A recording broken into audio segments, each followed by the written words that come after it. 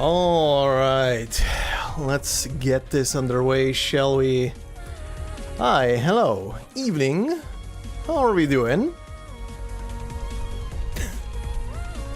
Mikhail, are you referencing the stupid thing from Reavers that I was yelling out? Fuck's sake.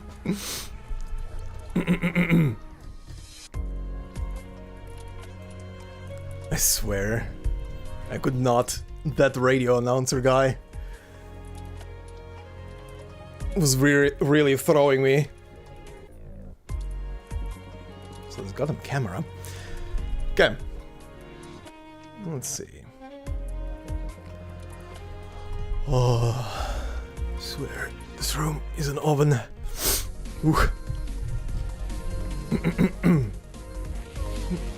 Greetings! Greetings, Earthlings. How it goes? Just got out of the shower. Hey, same. We were in the same shower, right? Right?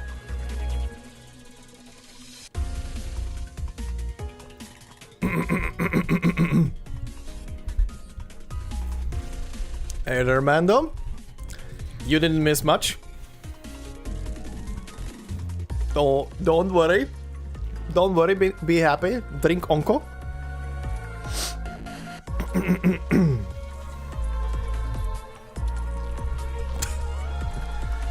Greetings, Earthlings. I come from the planet of water. I build ships. And shoot missiles. Beep boop. Sorry. Anyway, hi. How are we doing?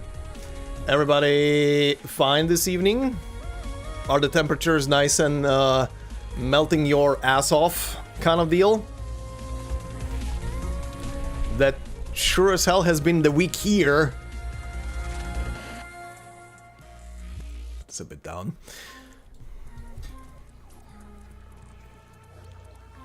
You say that, but I just started from the depths. Were you already playing that for a while? Or were you just watching someone? I remember you a couple of months ago saying that, or rather, pointing me towards the game.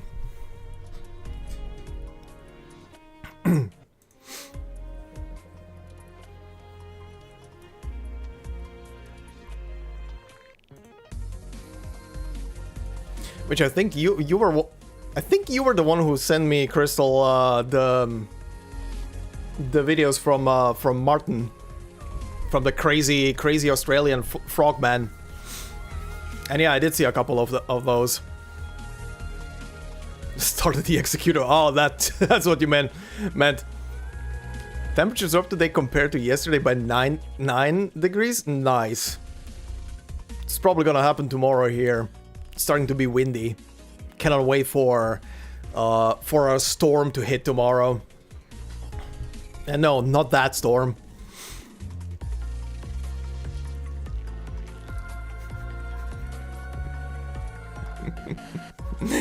Gee, Mikhail, it's like like you're living in Russia.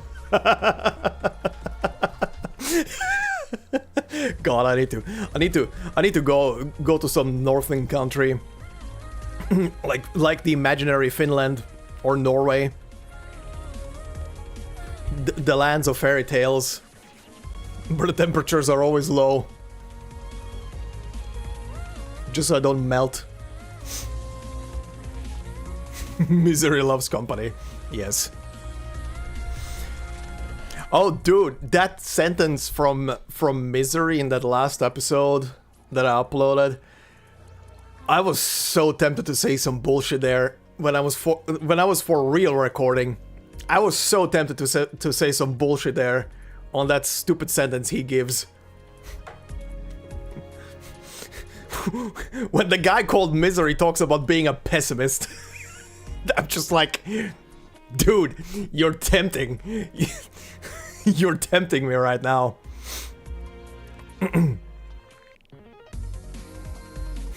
I should have thought about the opportunity of that joke. Maybe.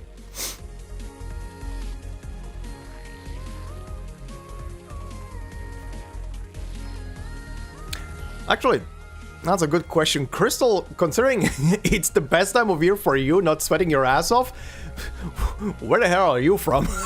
That the temperatures are so nice.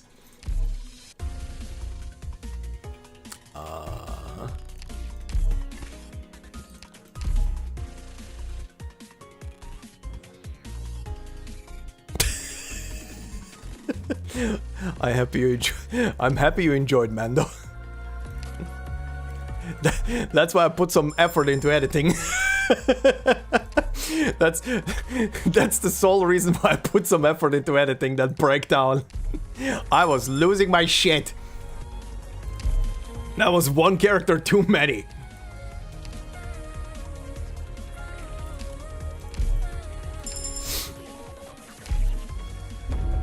Oh god, time to begin this. South Africa?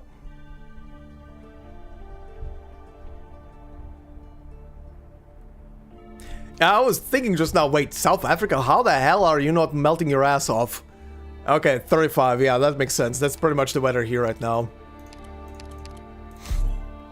That's been pretty much the weather here right now. Every single August, the first two to 3 weeks are like constant 35 Celsius. Which for the non-Celsius users, I think is like 85, around 90 Fahrenheit, I think. 85? I think? It's winter.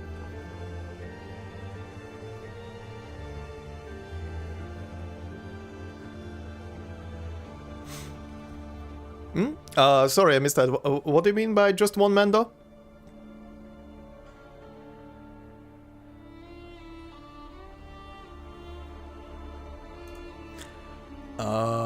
Right. Anyway, need to go through either top or bottom, doesn't matter, okay.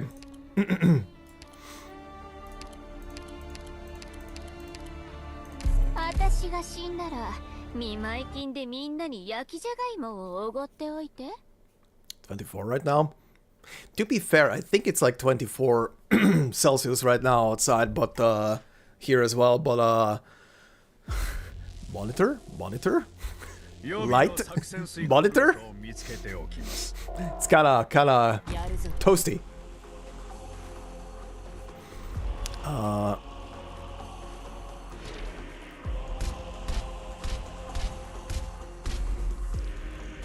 Oh, that's what you meant. No, that was just too many characters, too much. That was redonkulous.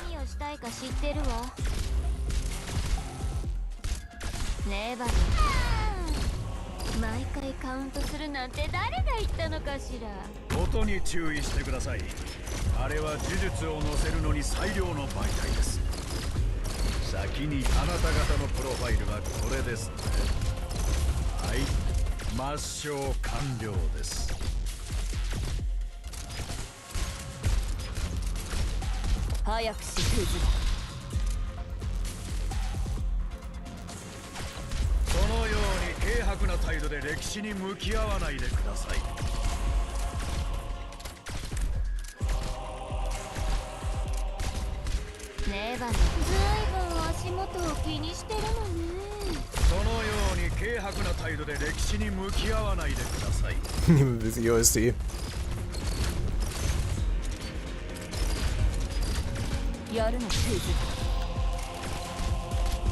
Probably the coolest thing about it. Probably the coolest thing about it. Outside of the fact that I don't give a shit about CCs. Like, oh god.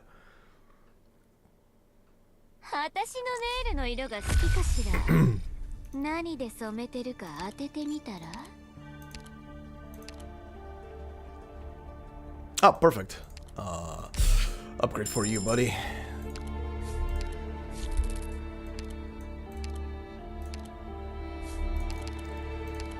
Okay, that's also very nice.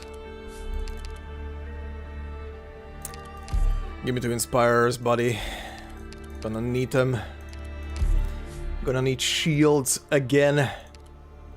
Lots of shields.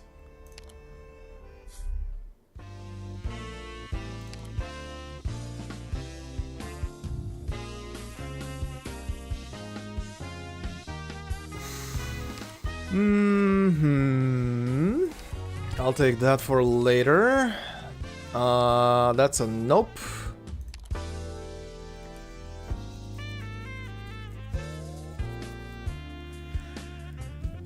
This would be nice if I had one of them. Refresh. Okay. Okay. Okay. I'll take that. Okay. Here we go.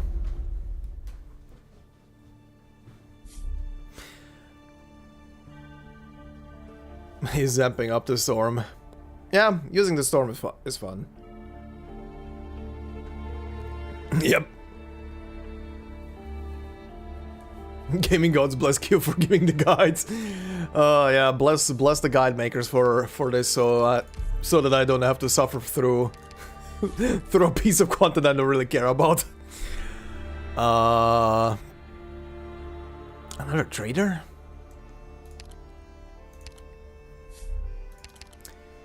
Okay, there we go. I have acquired the egg.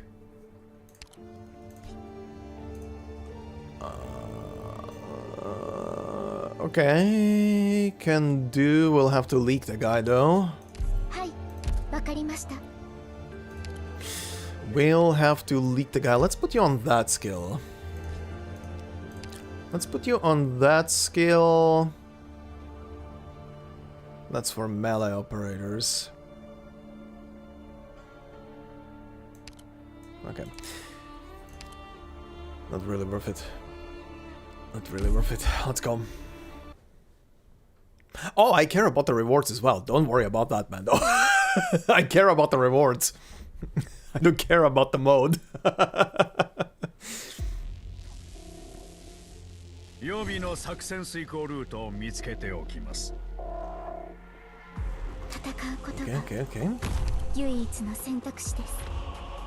Oh, you little bugger. Going, shoot her. Fuck's sake. You are a piece of an asshole. Okay.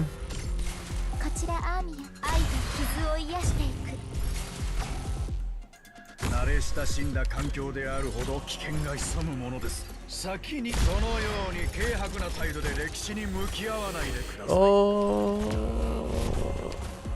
Alright, this will go south very quick. I forgot that this is the plants. Why is this thing on the gate? Of all the places.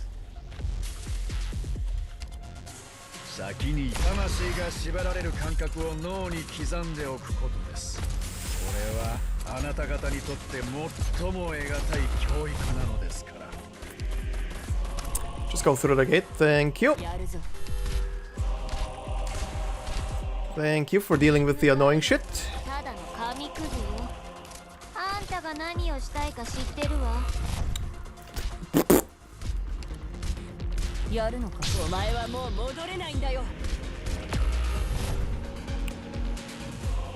Okay, well, that sucks. That sucks. That sucks. Massive balls. Maybe it acts as a gatekeeper problem. It's literally in a perfect spot to put down, you know, ranged units. Great start. Great start. That's a great start. That is a great start. Where are you at?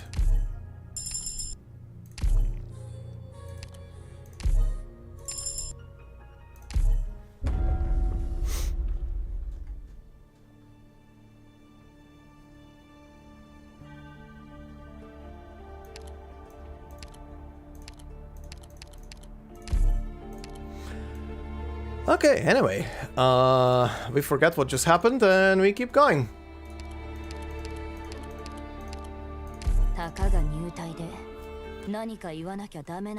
At least this shit happened early on.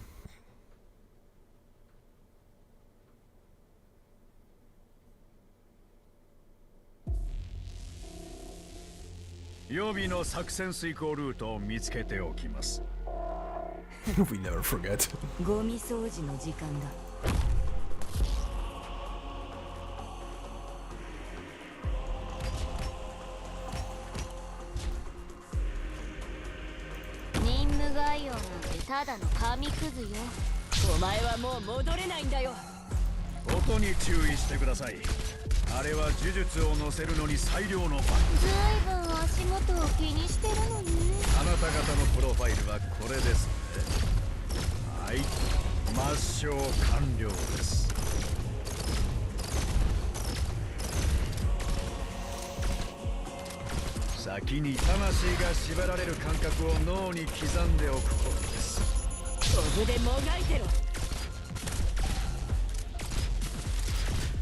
Alright.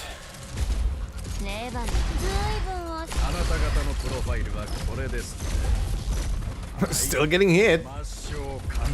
Still getting hit by the circle. Not enough time.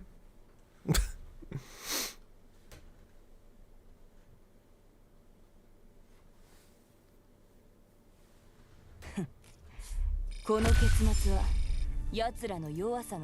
we know where we have been. Good old dwarves. Do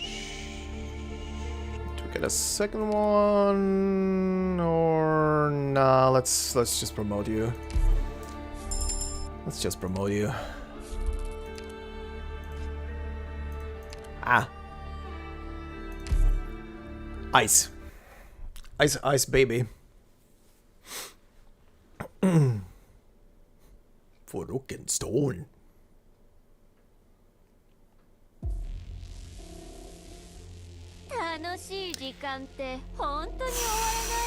This will be hell.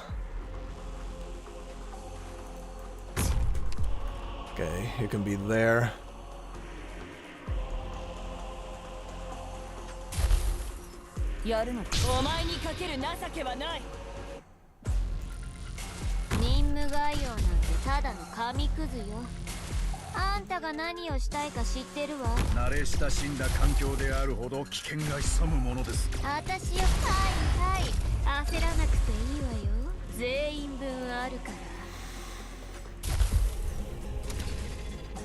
Oh yeah, Michal, I hope you have the screenshots ready for all those endings. Like I said, whatever happens today, we are reading them. After today, I'm just waiting for the monthly updates.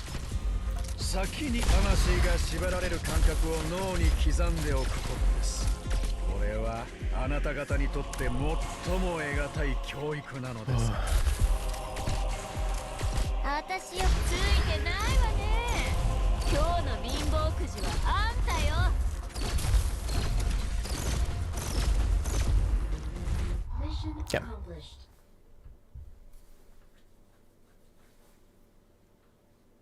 Not the garden variant. But what's wrong with the garden variant? They're spooky. You.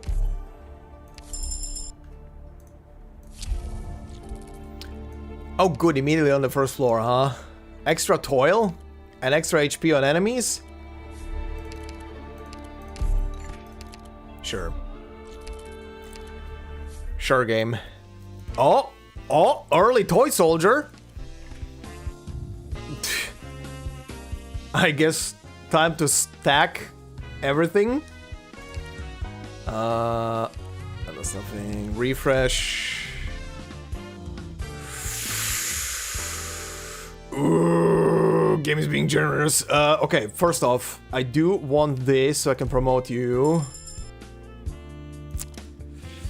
Starting DP20! I want that. Okay. Okay. Time to save currency. Time to save all the currency. Ooh, a little cube. Also early. I could. I could send out Vishadel. That would not be bad.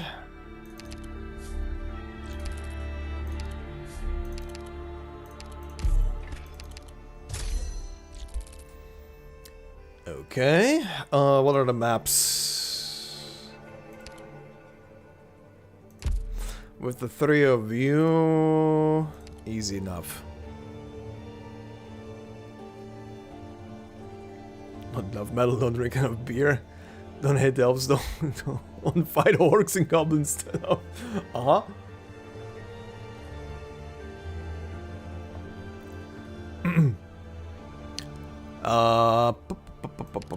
I don't really have anything to play on this thing. Okay, let's just go. You three will have to do. You three will have to do. Okay.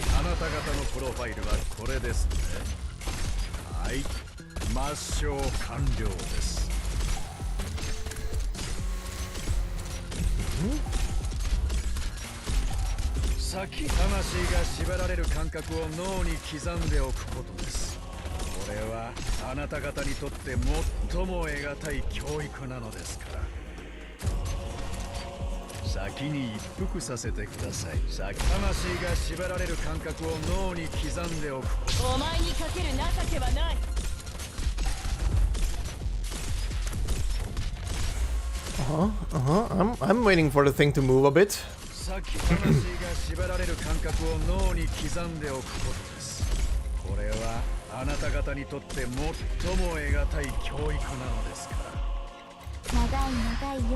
Come on, bitch, move in.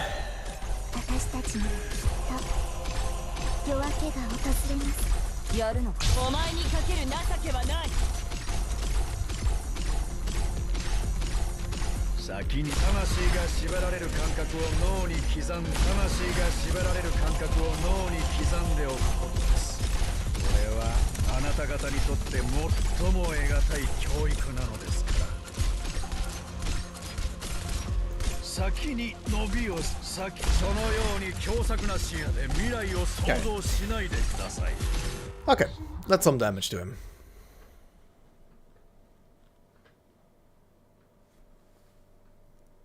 Oh, I was gonna mention that, Mando. Yes, I did. I randomly picked up on that noise.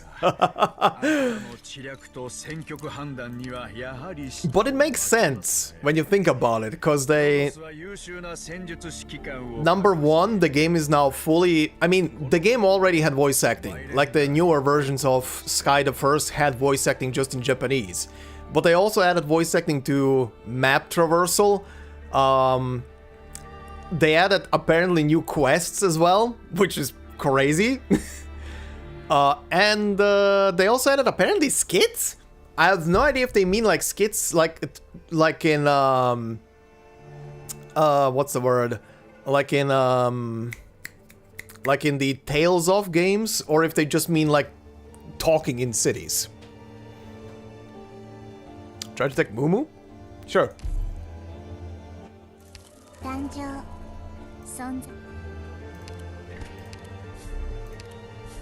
Oh, clones can stall the binders.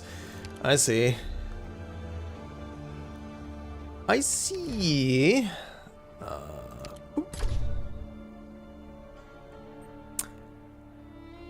Okay.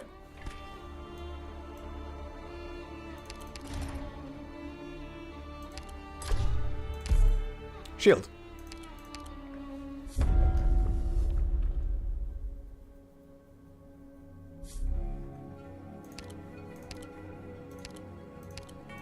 Okay, there we go.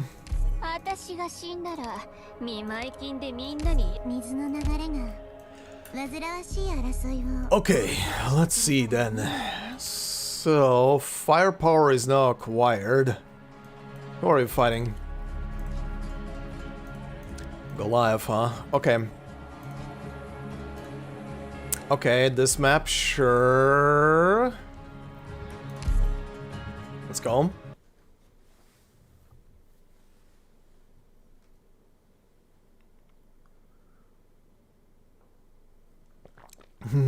Silverville. I'm eager to hear the entire soundtrack remixed. Cannot wait. It's hard to believe, but it's a month away. It's literally a month away at this point.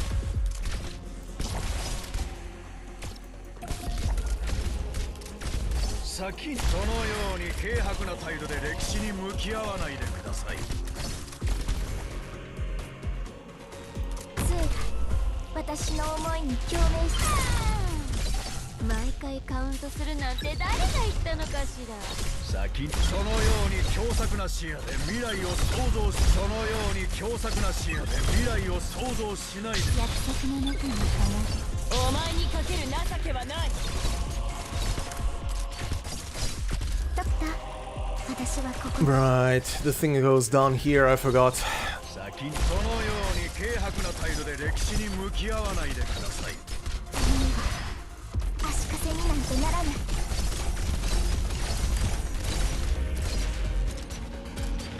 Okay, that's fine, buddy. You can go. Bear has too many spoilers in it. I have not watched any of that.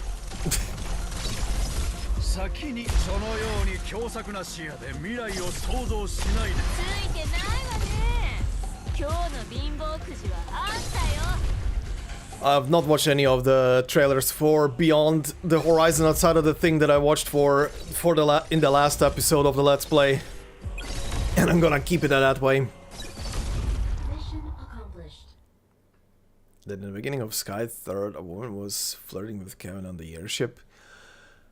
Yeah, I think so. Why?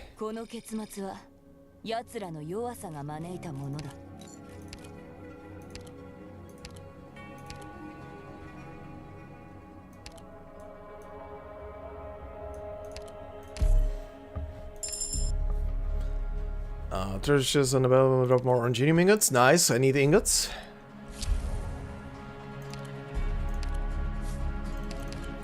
Ah, Buddha.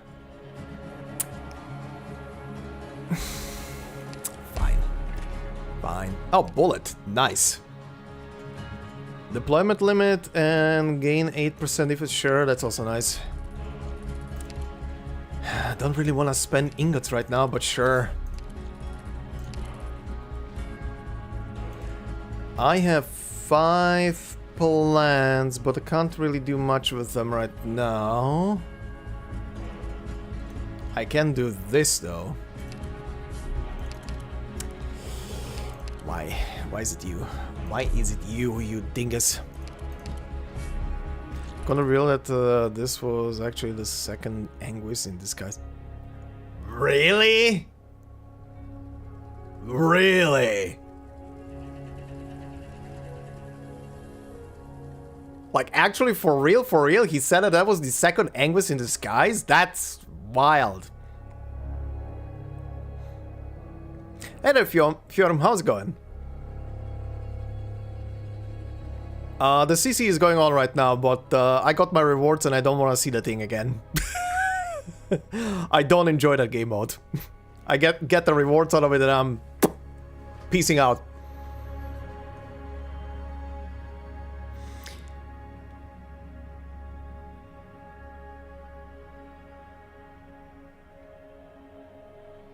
An April Fool event that is just exploring the mind of Carrot would go hard. Yes. It would.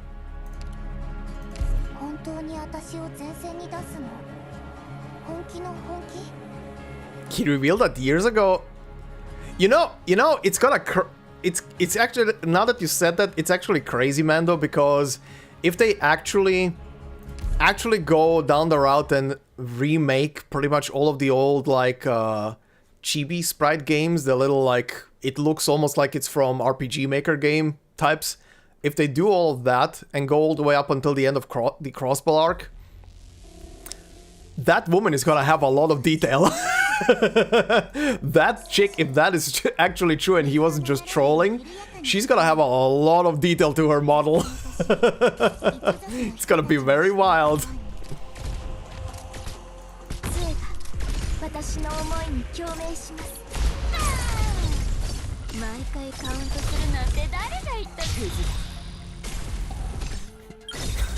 Love suffering on CC.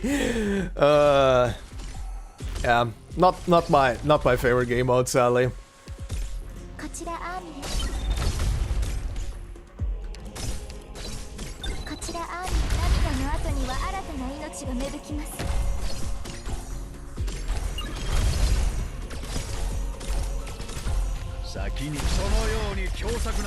Okay, this motherfucker needs to die.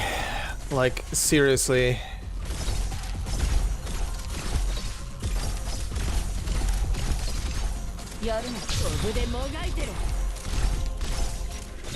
Oh, come on, are you gonna escape again?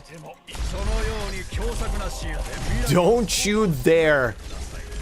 You piece of shit, how much health do you have left? Oh, he's through the gate. I hate him.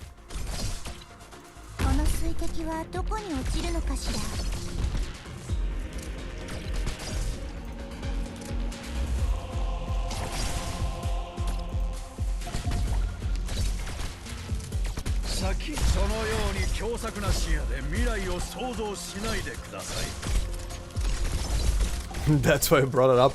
Good. Thanks for that info. If that actually is gonna be the case, and they really got out of their way to actually remake all of the games, at least the first 3, I'm gonna pay attention to that woman.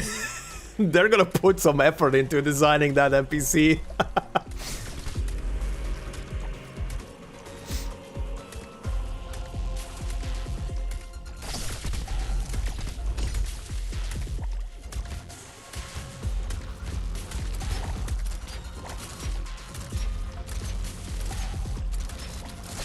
Oh.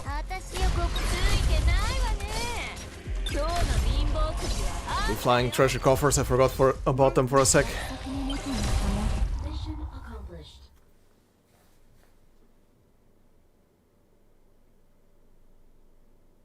Who will voice Lawrence Belgar? I guess we'll see. This is the Gunnar character because I don't know the game? No.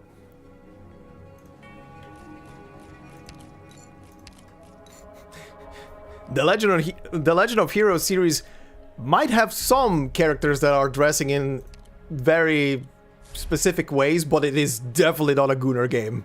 It is the furthest detached game from a Gunnar game.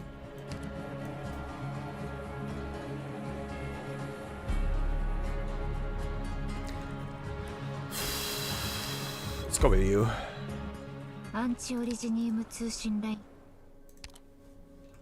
Nice, extra ingots, extra speed. Let's actually wait. I'm gonna be fighting this thing again. Oh, wait. Go up. Go to this thing. Toss. Let's see. Toss this thing at it. Sure! That actually is very nice. Mr. Lolin IK. Eblana is next. She, or rather her event should be in 2 weeks, roughly?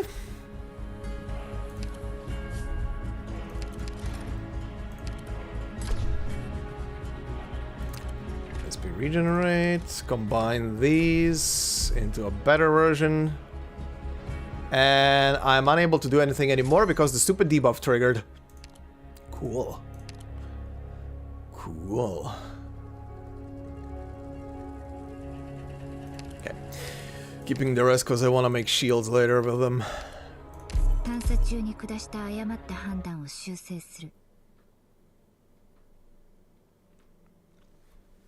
Gunner for special tastes? It's only Gunner for people who like a good story, good characters, and absolutely amazing world building. Then sure. No worries, Fjorm.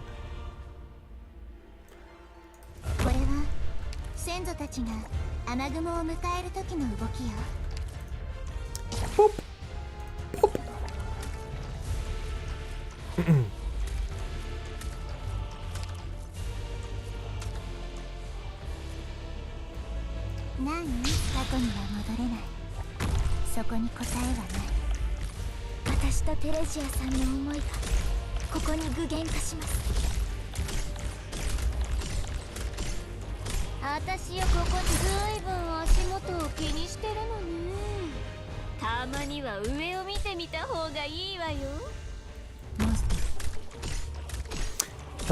Right, deployment limit. Forgot that this map has deployment limit.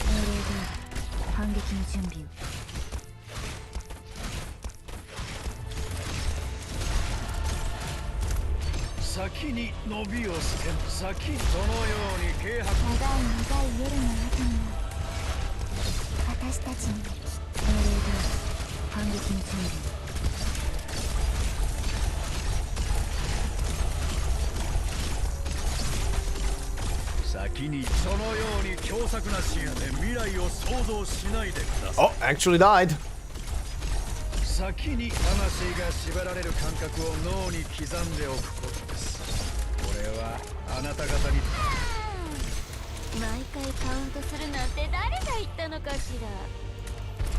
Entertain this guy.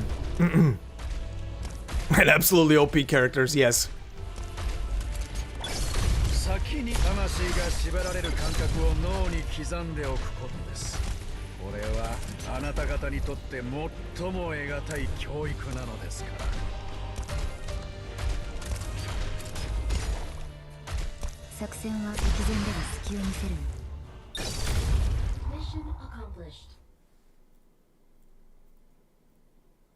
What are the chances the monster was designed with the energy drinks in mind? Very high, considering the color palette. And the naming.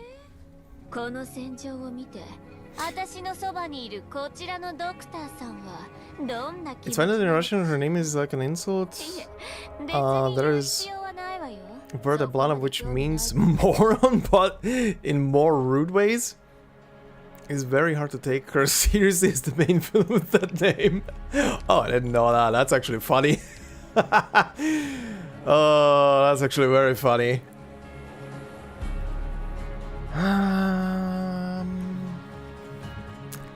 Alright. Bonk. Black Tulip? Promote?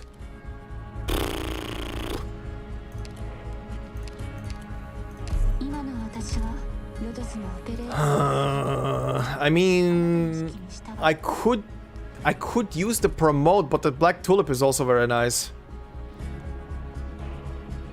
Promote.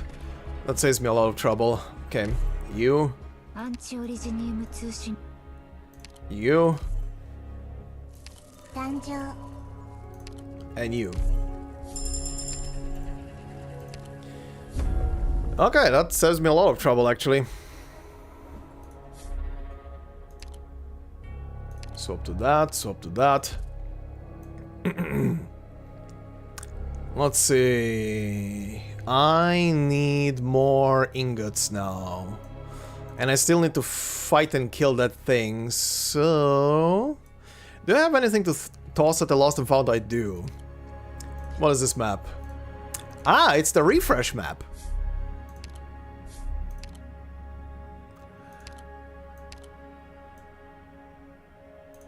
I mean, sure.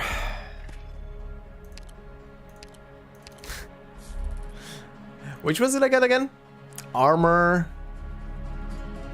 And the lance. The lance is very nice. Okay, well. It's...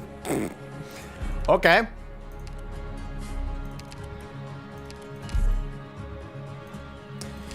Toss this at this thing. Gives me... Oh! Fearless Blade? Okay. Okay. Not bad. Not bad at all. Oh, God. This map might hurt.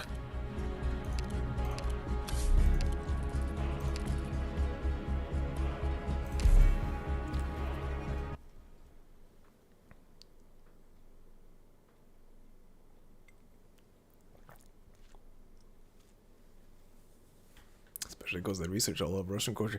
Well, Ablana is based on Irish culture, so it didn't matter for them. Ablana is basically based on the whole actual dispute of what the actual capital city of Ireland is. So, you know.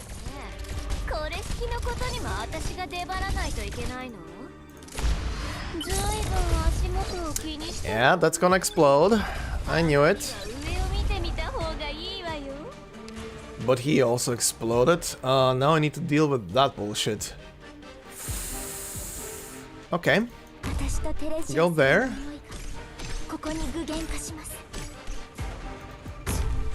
I'm gonna believe the two of you are safe.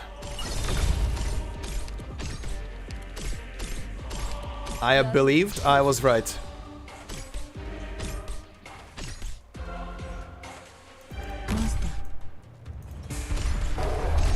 Okay, monster, start poking this thing.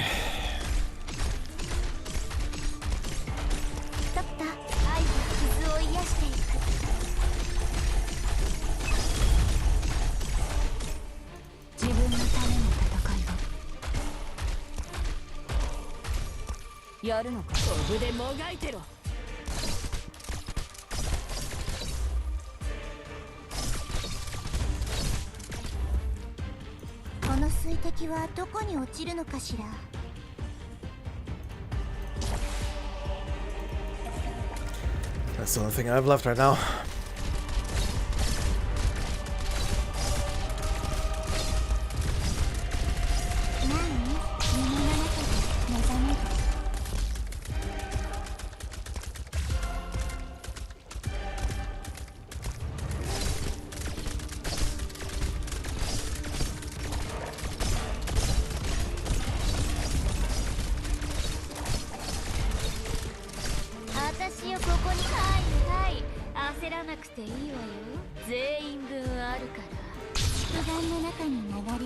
I'm really curious how she ended up on Rhode Island. Well, we'll learn about that in less than 2 weeks. My five euros are on the fact that she's a syscon.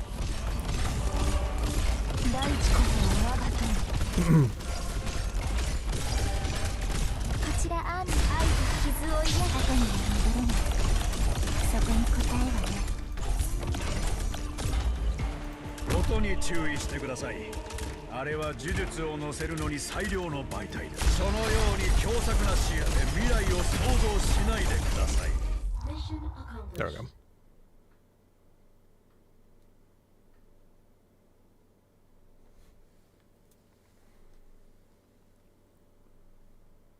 Tori Mounts の時にも拝見させていただきましたが、あなたの知略と戦局判断にはやはり舌を巻きますね。ロドスは優秀な戦術指揮官を確しているよ。I can't do anything with this. このことをマイレンダーに報告しても Well, that's a free unit.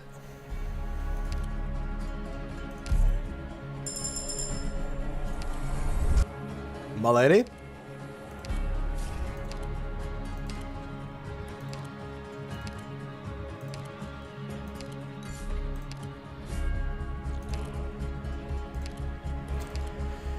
Okay, entering the passage. I have a shit ton of plans.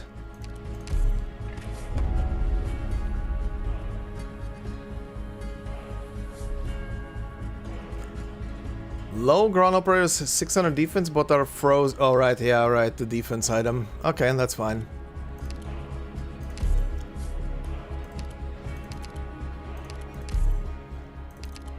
The solo one, sure.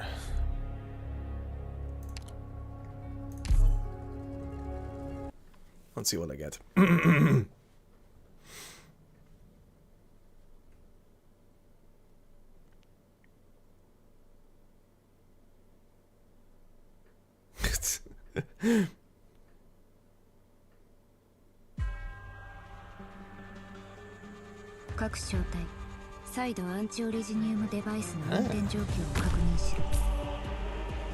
Is monster gonna be frozen?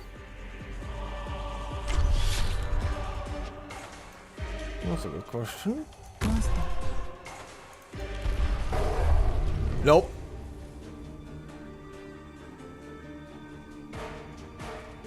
Come here, baby. You're not living.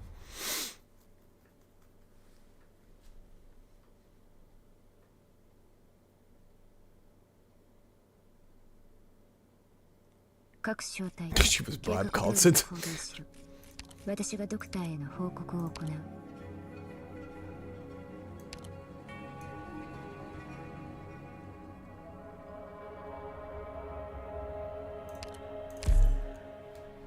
Okay, doesn't matter. Give me that.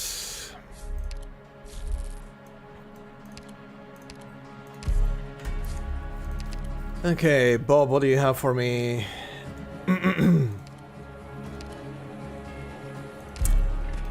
Flinger artifact. Easy map. Easy map, just have to worry about the fact that everybody's gonna be frozen on deployment. This setup is fine. Let's go.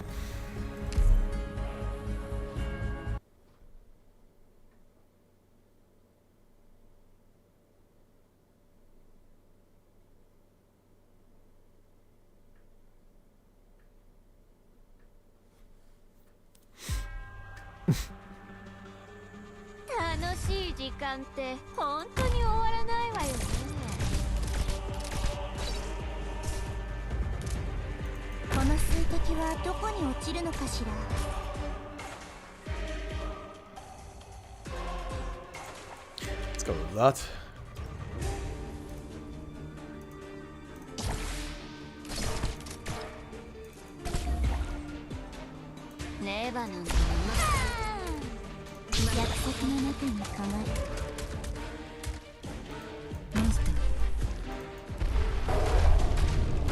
Poke, poke, poke, poke, poke, poke, poke.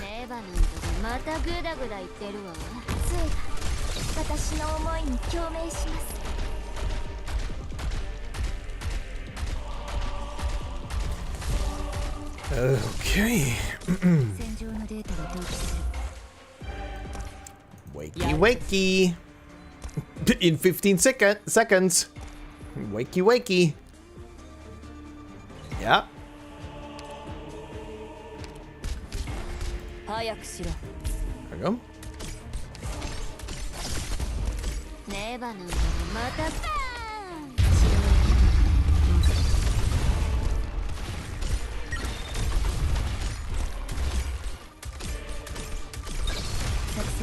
Oh, that guy's awake.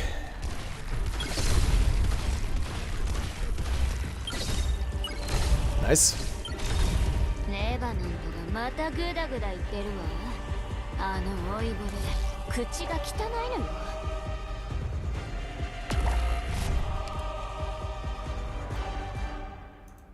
音に注意してください。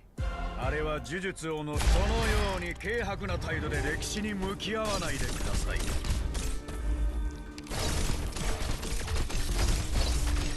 作戦は一度やるぜ。私をここに貼った。魂が縛られる感覚を脳に刻んでおくことです。これはあなた方にとって最も得難い教育なのですから。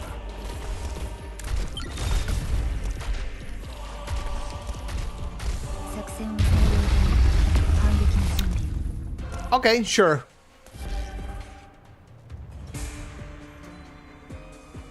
この水滴はどこに落ちるのかしら。Nice.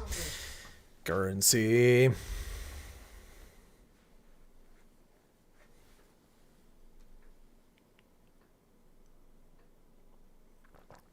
Why not calls it?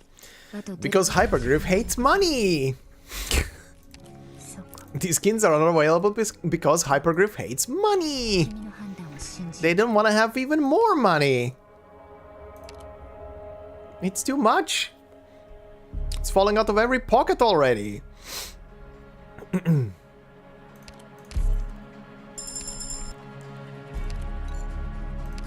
Alright.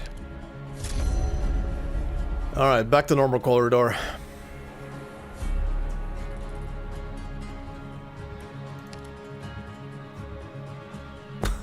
Wonder how that will turn out. It will continue to run on 2 times the speed. That's how that is gonna turn out. It's gonna continue to run at like triple the speed that it should be running at.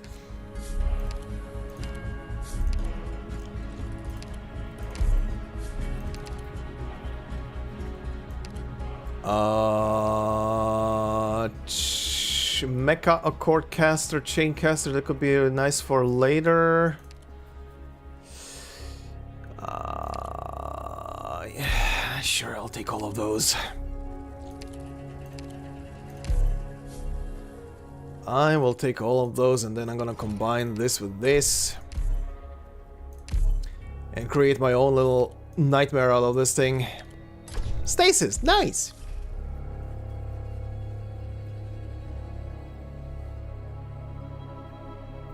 Sort of being a regular skin.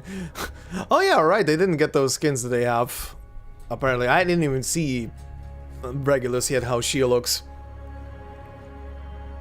But yeah, sort of, we didn't also get the skin that she wears in the story. Combine these for more shields. And get rid of these two. Actually, get rid of these two.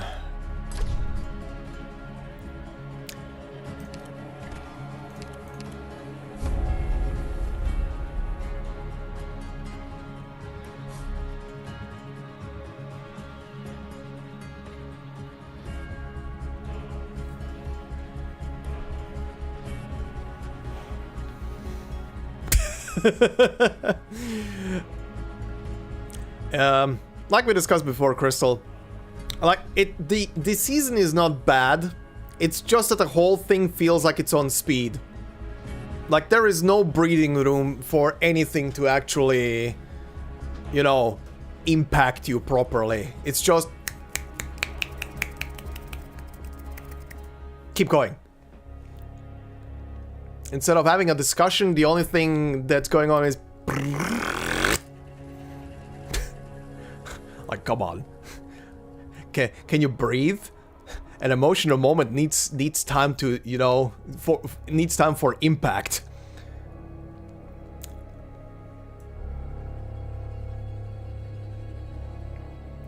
I have not played that since the last time I streamed. I have not played Star Rail since the last time I streamed. I think I logged in once, like right before the collab with Fate. And from what I heard, how terrible the story was for the collab and the NPC characters that are from Fate that appear in the collab. Good God. I'm kind of happy that I won it. It was apparently a train wreck. Okay, what do we have? There is another passage up here. I could go through there for extra currency. Trader also on the top passage. Yeah, that's a surefire way. Let's go. You get the object. I get items back.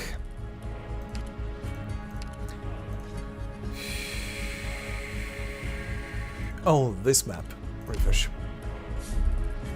Not dealing with that map. Tactician, Pioneer, that's good. Hope, don't really need right now. Squad size limit is not bad.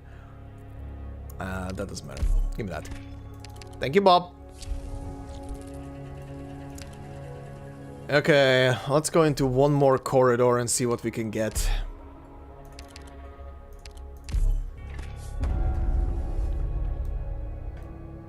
Chapter 8 too huge. Chapter 8 is definitely... if the entire season, if this entire 10 episode season would have been Chapter 8, it would have been fine. It would have been fine. But this 10 episode season is Chapter 7 and 8. What? Who thought that was a good idea?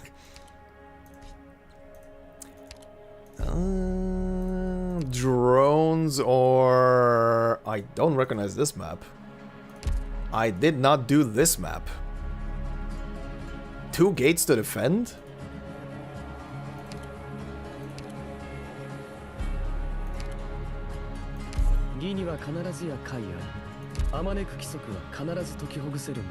Might as well try. Might as well try. Point the Vishadel at the gate. Gate camp. I think you can make 24 episodes out of Chapter 8. Yes. If you actually would have utilized the entire dialogue and, you know, give people a breathing room and make emotional moments impactful, like super impactful, yes. Oh, this is fun. Oh, this is fun.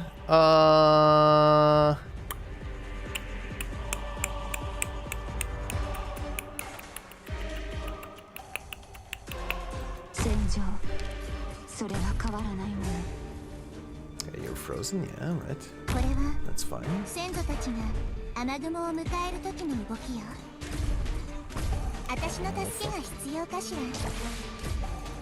Fuck! My finger slipped on that thing.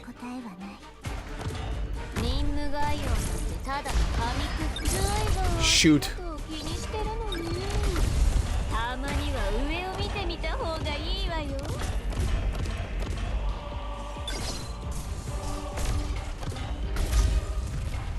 Oh, that's actually nice. She actually got this tower.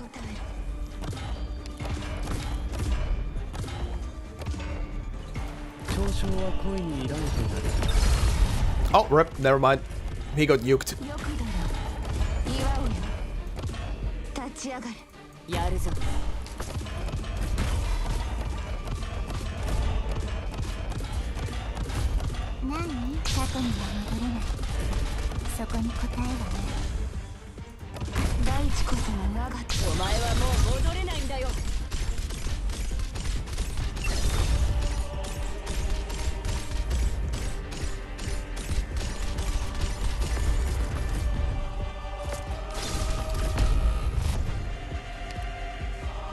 Ow.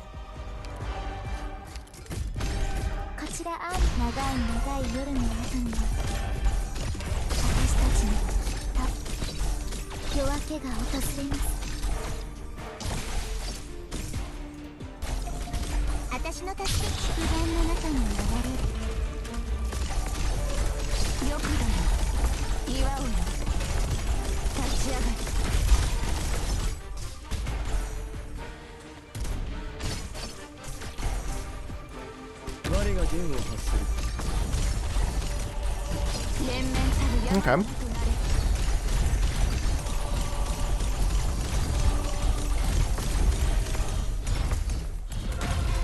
Bonk. 私の声に答える。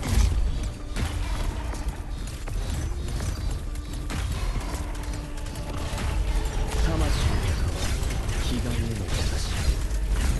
私の声に答える。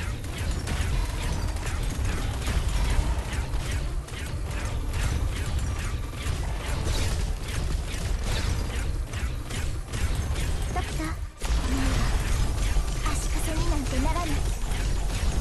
レバノン。はいはい、焦らなくていいわよ。全員分ある。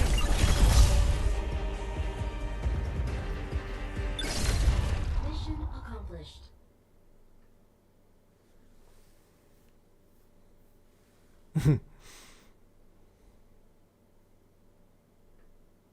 我がこぼした呪文はいずれも意味があり、言葉の一字一句に無駄などない。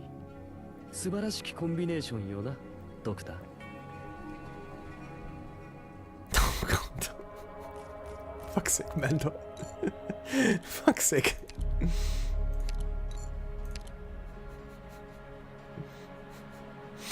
You were waiting for that moment, weren't you, Mando? You were waiting for that.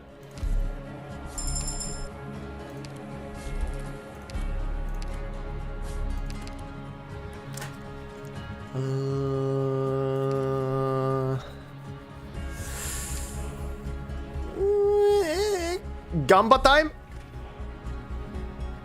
Okay. Okay. Okay, not bad. The Gamba was not bad. Oh, the drones. Huh.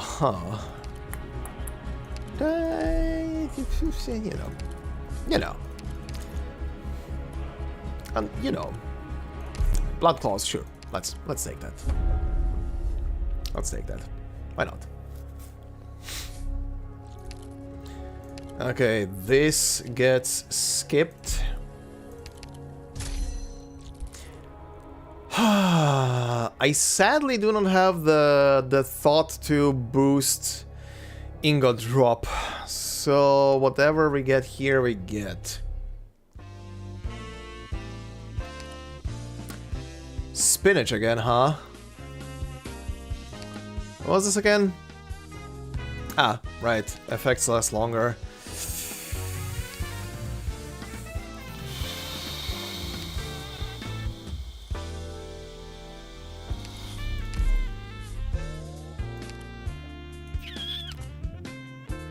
Okay. Minus 30% movement speed on all Sarkas.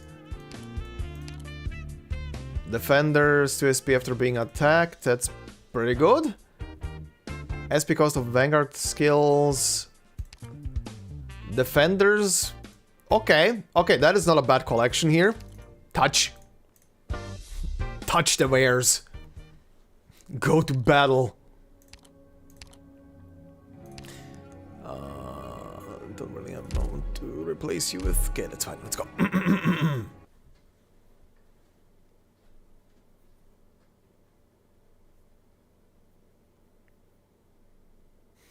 Show those fucking drones to this guy.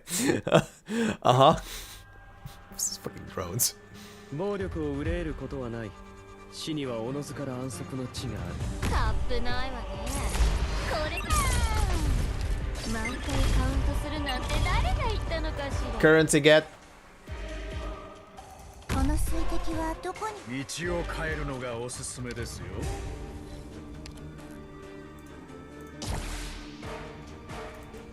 何？目の中で目覚める。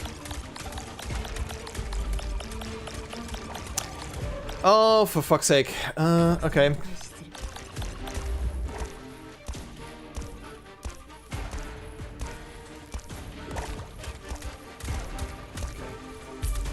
This one needs to move. This one goes up there. This one goes there.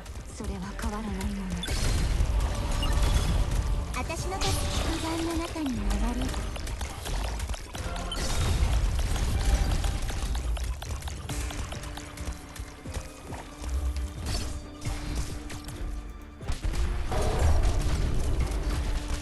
Okay. Okay.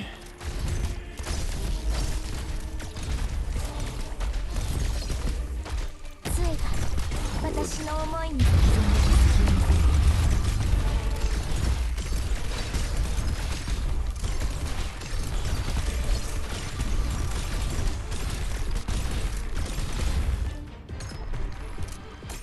慣れ親しんだ環境であるほど危険 Let me turn her skill on.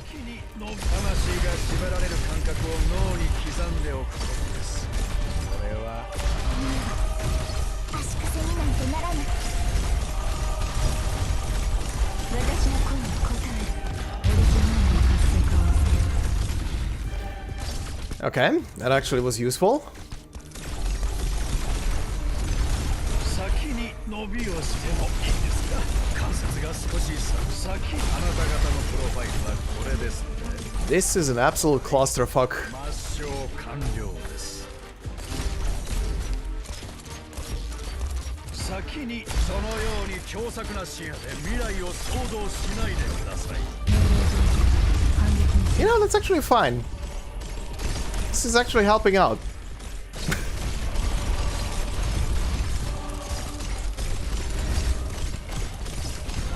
This is really enough helping out. Uh-huh. Go right ahead. Okay. Now it's getting dicey. Now it's getting dicey. これは先祖たちが穴雲を迎える時の動きを私の声に応える Come on. Give me the point. Give me the point. Jesus Christ. 私の助けが必要かしら That is not working out anymore. 戦場のデータが同期するやるのかここでもがいてる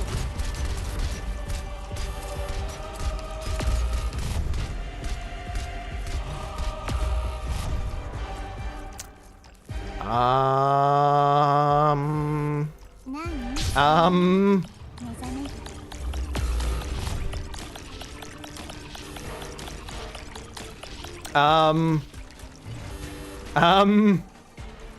Can I get a timer on something?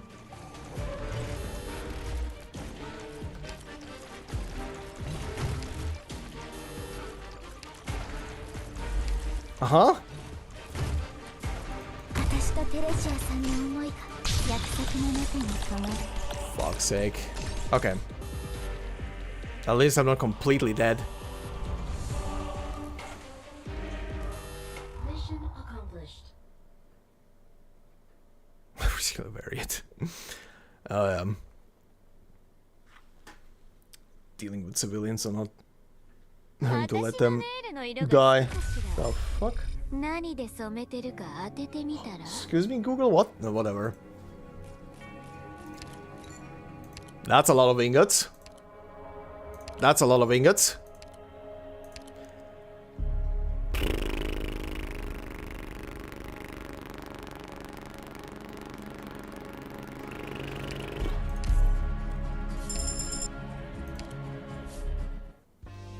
At least they survived. Can't do shit with that.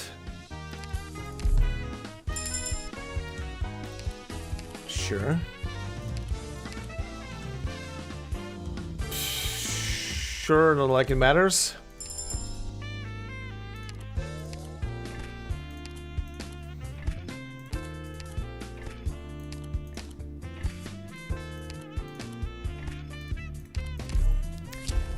Well, I'm at least fast now.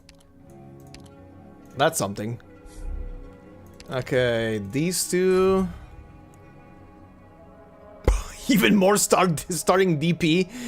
But squad size. I kinda need the squad size. And the other thing is also probably gonna come in handy. Okay, you. Get rid of this. Okay, sure. Shields? Never mind, no shields, but SB. And that's pretty much that. It's gonna be one of the two. Shield.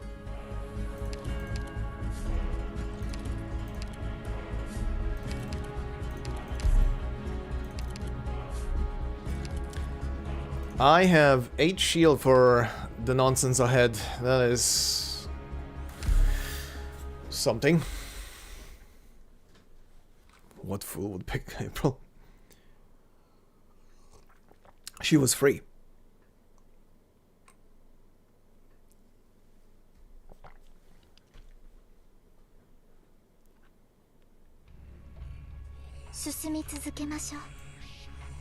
任務概要なんてただのついてないわね。今日の貧乏くじはあんたよ。 Relentless. 交渉は恋に依頼てなる。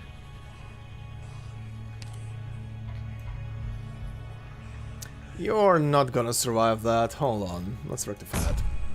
早くシューズ。その武器で名乗りを上げなさい。That was funny. Alright. Now for real. Bonk.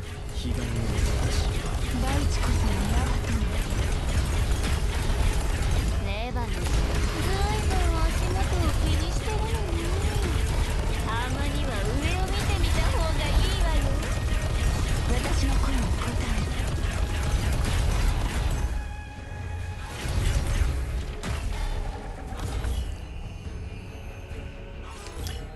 Where are we going, Chief?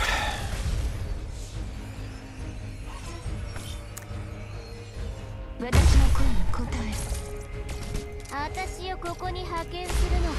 That's interesting, buddy. 全員分あるから。私の声に答える。 But sure, you can stay there.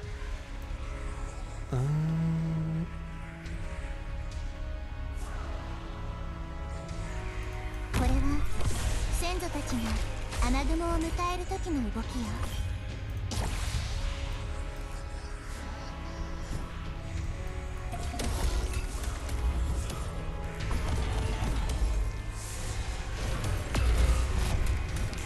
Ow. Thanks. ここでは感情に意味なんてない。 Goodbye, bitch. まだ考えてる？完璧。 Okay. You need repositioning. あんた、交渉は恋に依頼てなる。私の助けが奇跡の中に変わる。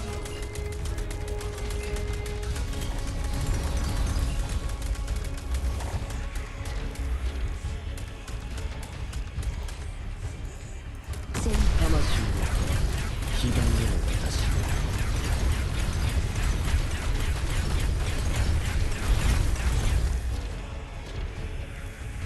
よくだよ。祝うよ。ずいぶん足元を気にしてるのに。たまには上を見てみた方がいいわよ。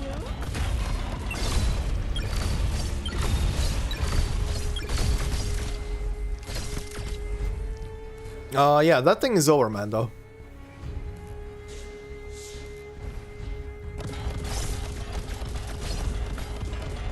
大地こそが我が友。祝願の中に流れる。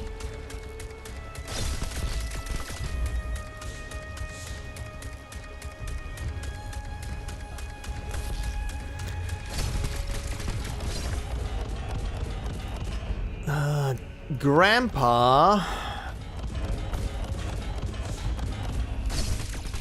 Grandpa. レバノン。毎回カウントするなんて誰？過去には戻らない。そこに答えがない。 There we go. 私の声に答える。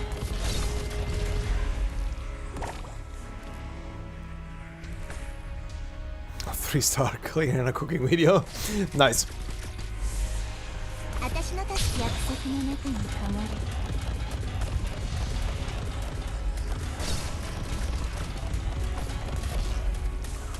There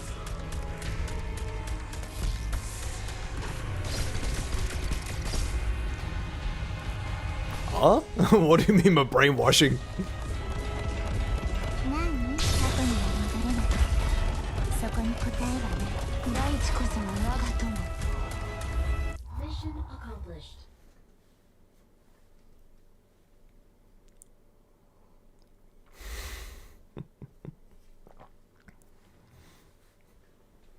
まったくエキサイティングな戦いよねこの戦場を見て私のそばにいるこちらのドクターさんはどんな気持ちなのかしらいえ別に言う必要はないわよ Doesn't matter with that. Max life points plus 6. Give me that, bro.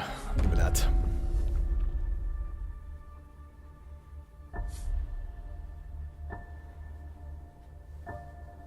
Done to the earth by the other previous. Alright. Okay, extra damage speed is whatever.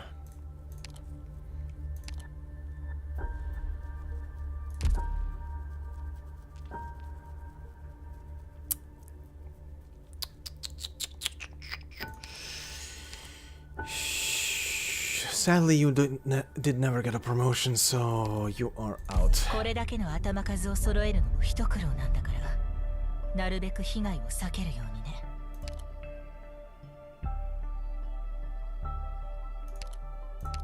Maybe not out. 任務それとも訓練 Maybe not out, but like that.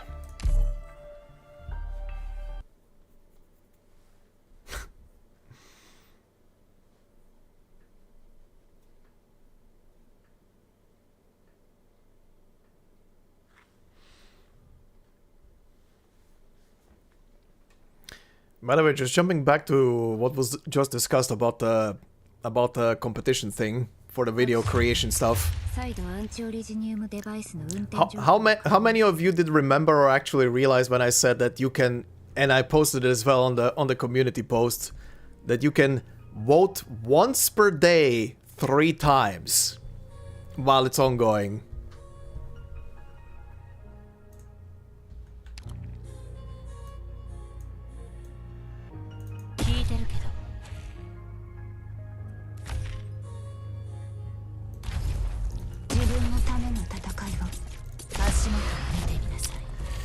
God, it is just so much damage. Stupid freaking casters. Bullshit.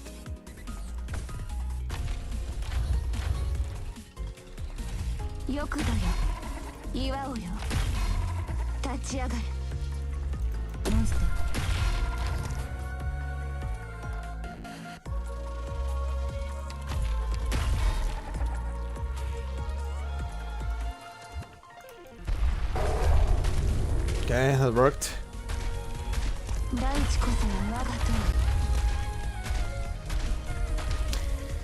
Oh boy, they're free, and I can't really deal with them.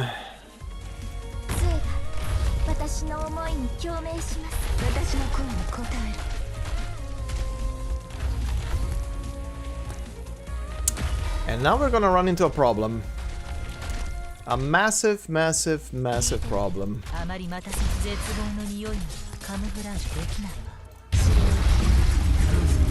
Oh my god, yeah. Nah, that is not happening. Nah, that is not happening. That's GG. They're walking towards the gate. I have nothing to block them. This is GG. Hey, Mando, get the screenshots. It's time to read. I'm done.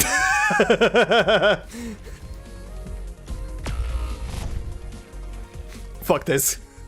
No. I'm not spending 3 months again. This is enough. At least the ending is normally unlocked.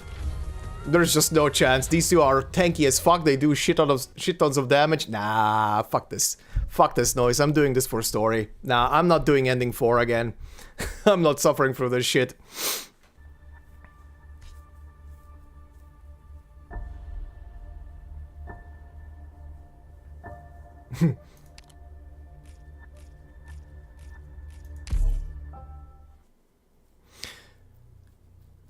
Delana, to be fair, I'm not surprised that he's probably not handing in videos for these competitions. I don't think... Did I ever see a video from him in there? I don't think I did. Maybe I'm forgetting. But I'm actually not surprised that he's handing in videos for that. Because he probably doesn't want to hand in... I mean, his videos are great, but they're, you know, it's a showcase of characters' English voice, so I guess for a competition like that, they are not really making sense.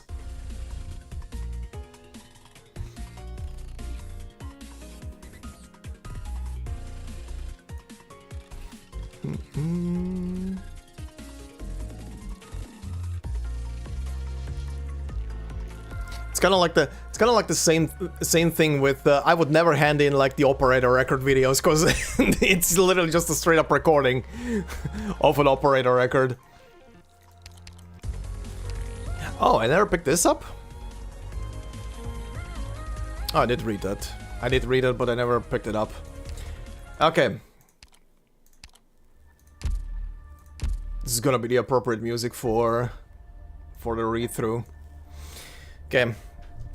Time to wait for Mando to supply me with all of the... Sorry, not Mando. Mihail with all of the screenshots.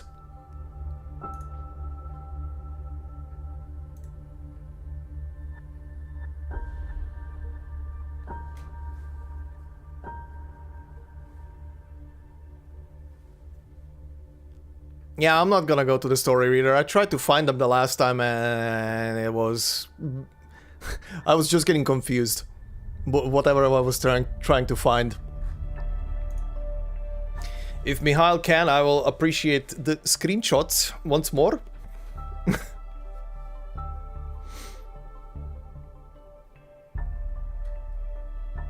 About that, oh god, do I need to rummage through the story reader thing? Last time I was trying to find them, it was horrible. in the process of making them, okay. Okay, let me see if I can find them.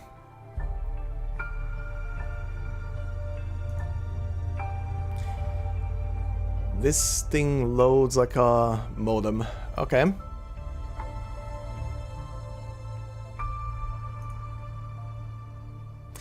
What are they called on the story reader?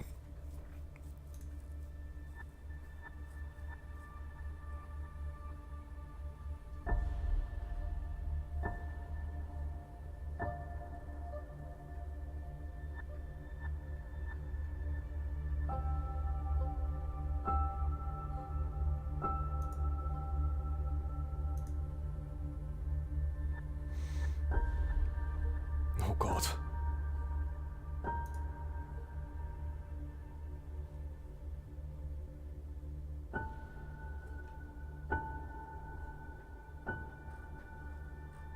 Have I read the Vampire Lady's profile yet? No.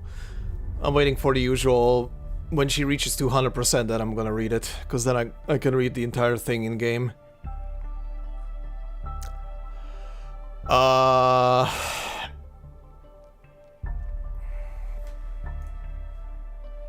swear. How is this freaking thing spelled again? Where is it?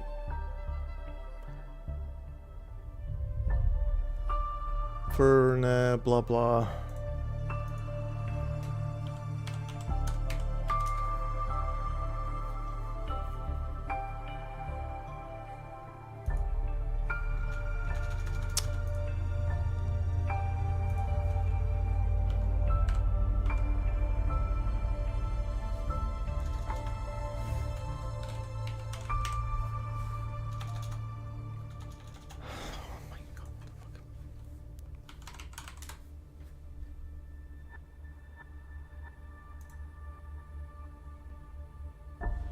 See, when I'm looking for the shit, I can never find it.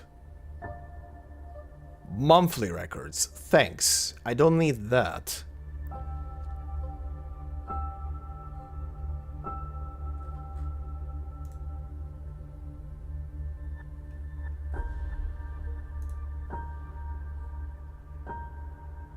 Okay, there we go. Yeah, but that's just the characters. The only thing that's under Sarka's Furnicide's fables is literally the characters. That's the monthly story. Not... no, this is not the endings.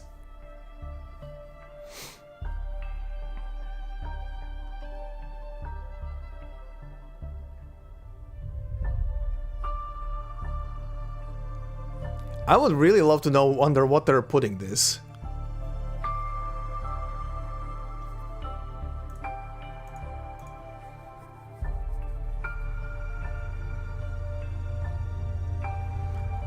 Okay, well, link me on Discord. Because I cannot find it. I have no idea where they put this thing.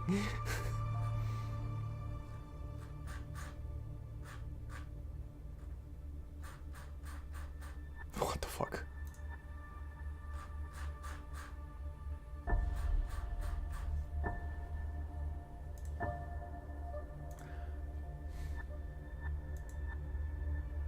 Gift hub? What? Gift hub. Okay. That is a completely different story reader. Oh, it's the ugly thing. Oh, I hate this. I hate this. I hate looking at this. I suddenly don't want to read. I hate looking at this. Every time I see someone reading from this thing, I just immediately hate it. This thing is ugly as sin. I hate this.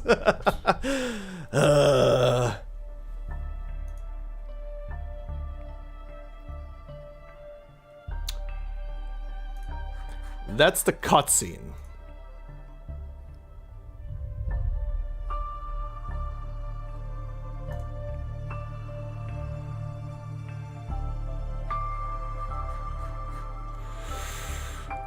Okay, wait. Is this the thing? Oops, that's the wrong menu. Let me just compare. Okay, that is the thing.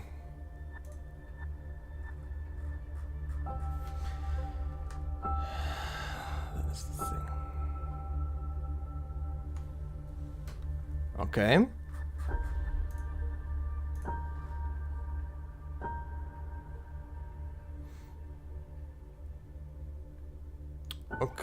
Okay, I see them. I see them. God, I hate reading from this thing. This thing just looks ugly as sin. Okay, let me put this on screen. No matter how ugly it looks. It's nice that it exists, but I really hate the design of this thing. Oh yeah, right here. Can I? There we go. Okay, it's muted by default. It's muted by default anyway.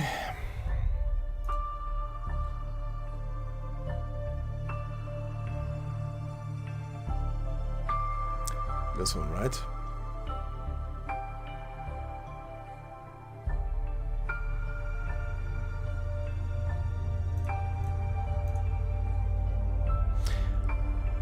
Is it? Oh, there we go. Oh god, why are you...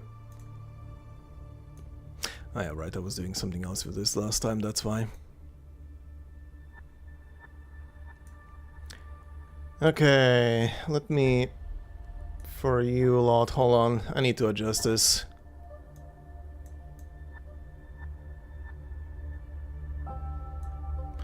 Okay. Not what I wanted to press. Put the camera on top. Okay.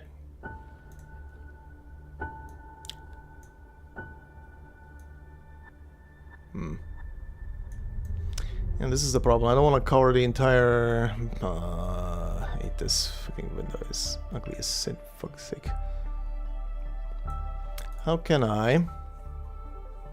Right, that's how I can. Hold on. We're gonna trim the bullshit out. We're gonna trim the bullshit out. Where are you?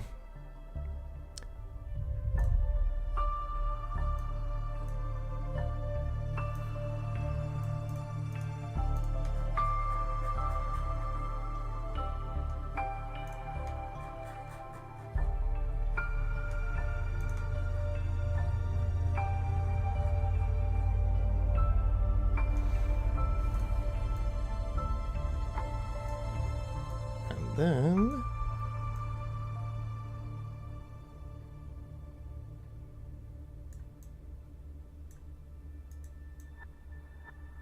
okay.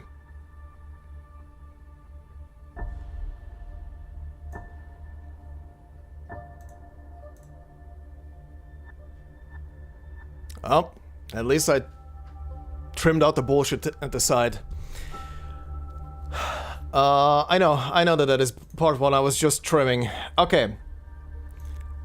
Okay, first. That is gonna be for a second.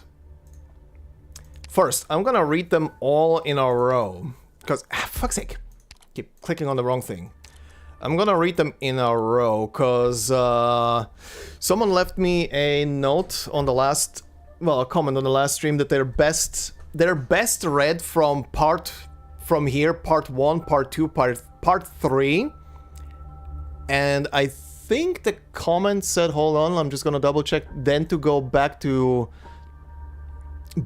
part 1. Like actually the first one, and then read towards ending 5. Right? Parts 1 to 3 for ending 5, then all the previous endings part 4, then ending 5 part 4 as the conclusion. Okay, yeah, okay. Like apparently that's kind of like the order, I guess, of the stories to make the most sense. Okay. So from the beginning, so Impeccable Day. I know I read this already, but I want to go in order to just get the full story out of this thing. Alright, Butterfly Wings. Oh yeah, right, I'm starting to remember what these were. I think that was, yeah, that was Amiya. Hold on. Put that a bit down. Okay. Actually, you know what? Let's start with the cutscene. Let's start with the cutscene first, to get the full experience.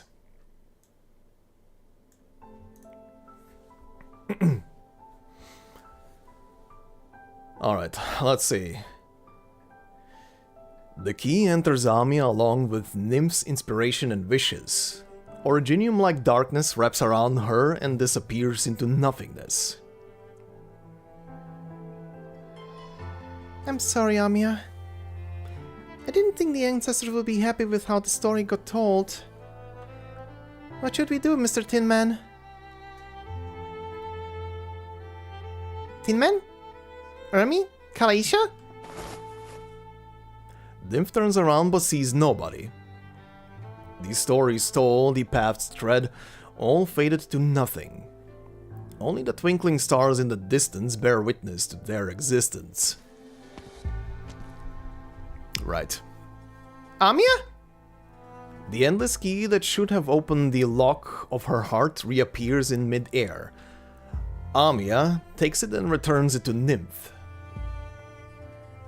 God, I forgot how glowy her eyes look.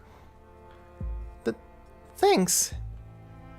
Nymph is certain that the one before her is still the embodiment of finality, here to put an end to everything. But she's also still the Amiya that Nymph knows so well, with the same sorrows and kindness. Nymph feels no fear in her presence. She had even returned the key to her with that smile that Jarl is so familiar with. What is going on? All Nymph remembers is that she had accepted the imagination of the ancestors, as she was running out of her own.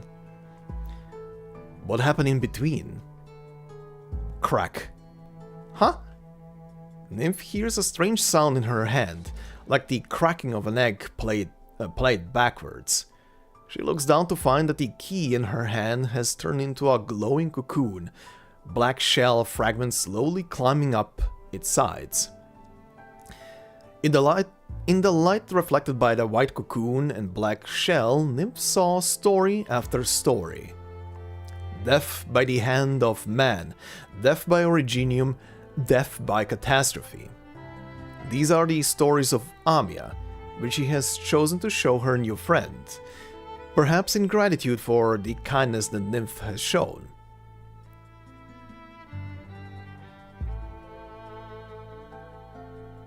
At the same time, she has also brought Nymph's journey to a close. And then the second part of this. This is a moment that all storytellers must face. Blindly seeking the end when both imagination and inspiration have run dry, and finally meeting their own end.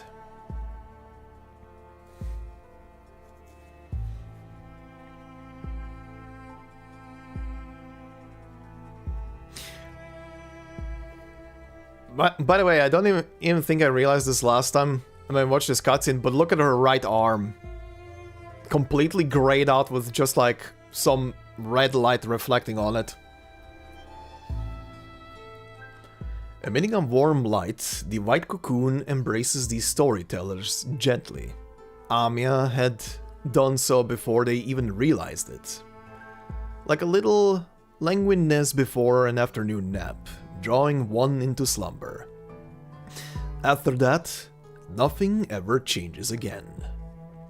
Sorrow is terminated, joy is perpetual, even death has been exiled from the stories.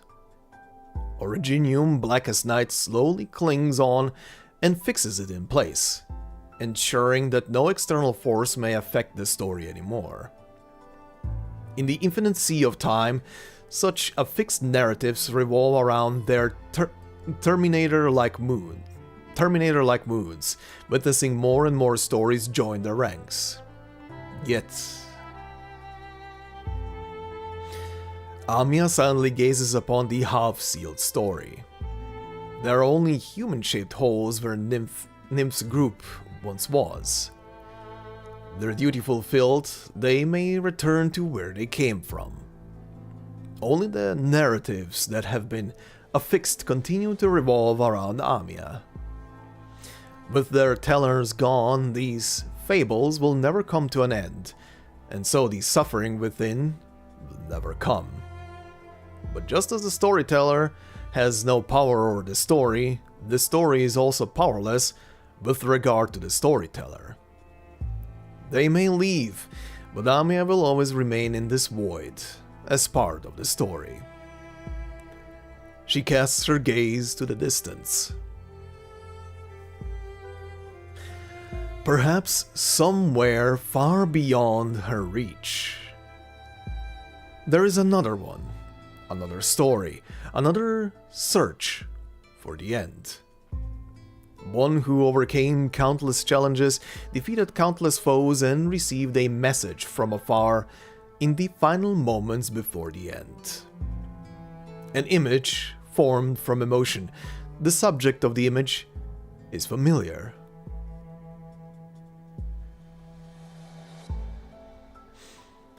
She had wanted to save everything, but all she could do was watch as suffering closed in on that person.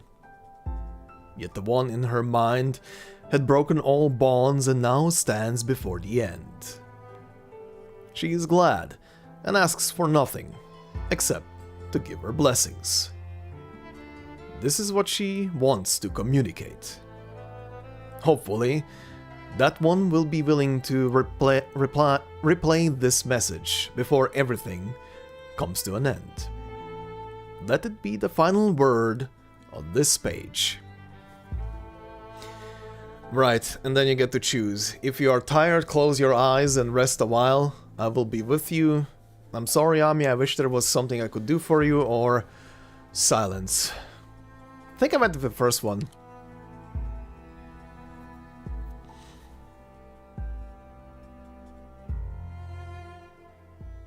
And that is that. I did notice that last time? Okay, I couldn't remember. That Amiya is scary? Yes. That is an Amiya that is supposed to be scary.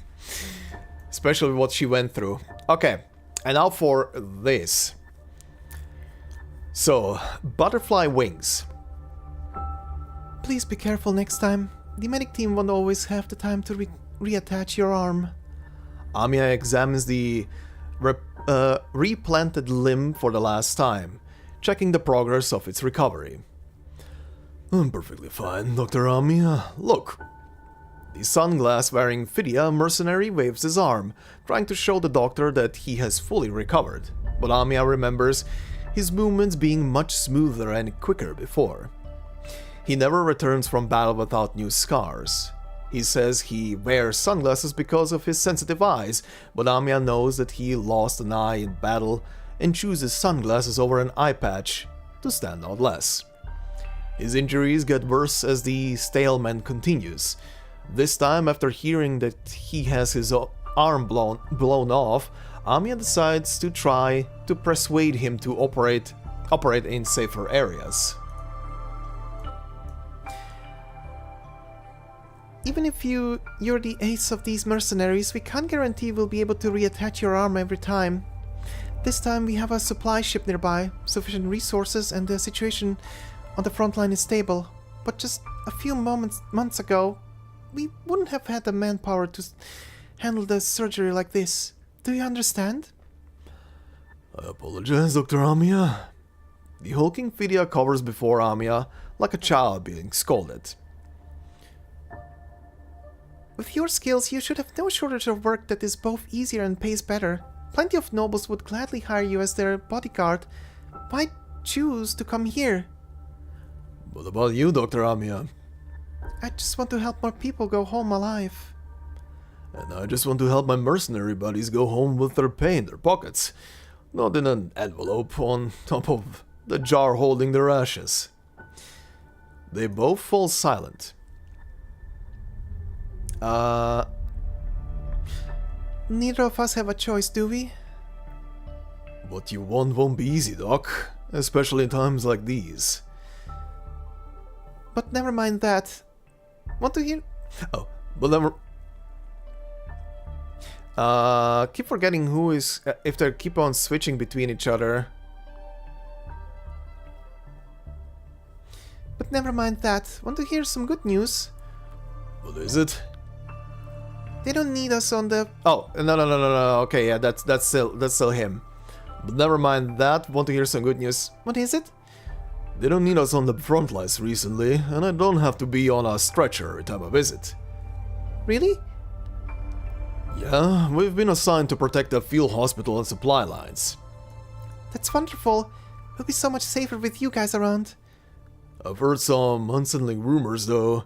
Some of the more bloodthirsty units in the area have begun targeting non-military facilities. Unbelievable. Maybe that's why they need mercs redeployed to the rear. But don't worry, Doc. We won't let... They are suddenly interrupted by a nurse. Dr. Amiya, there's a situation in the infected area. Coming! Amiya hastily takes her leave and returns toward the infected area.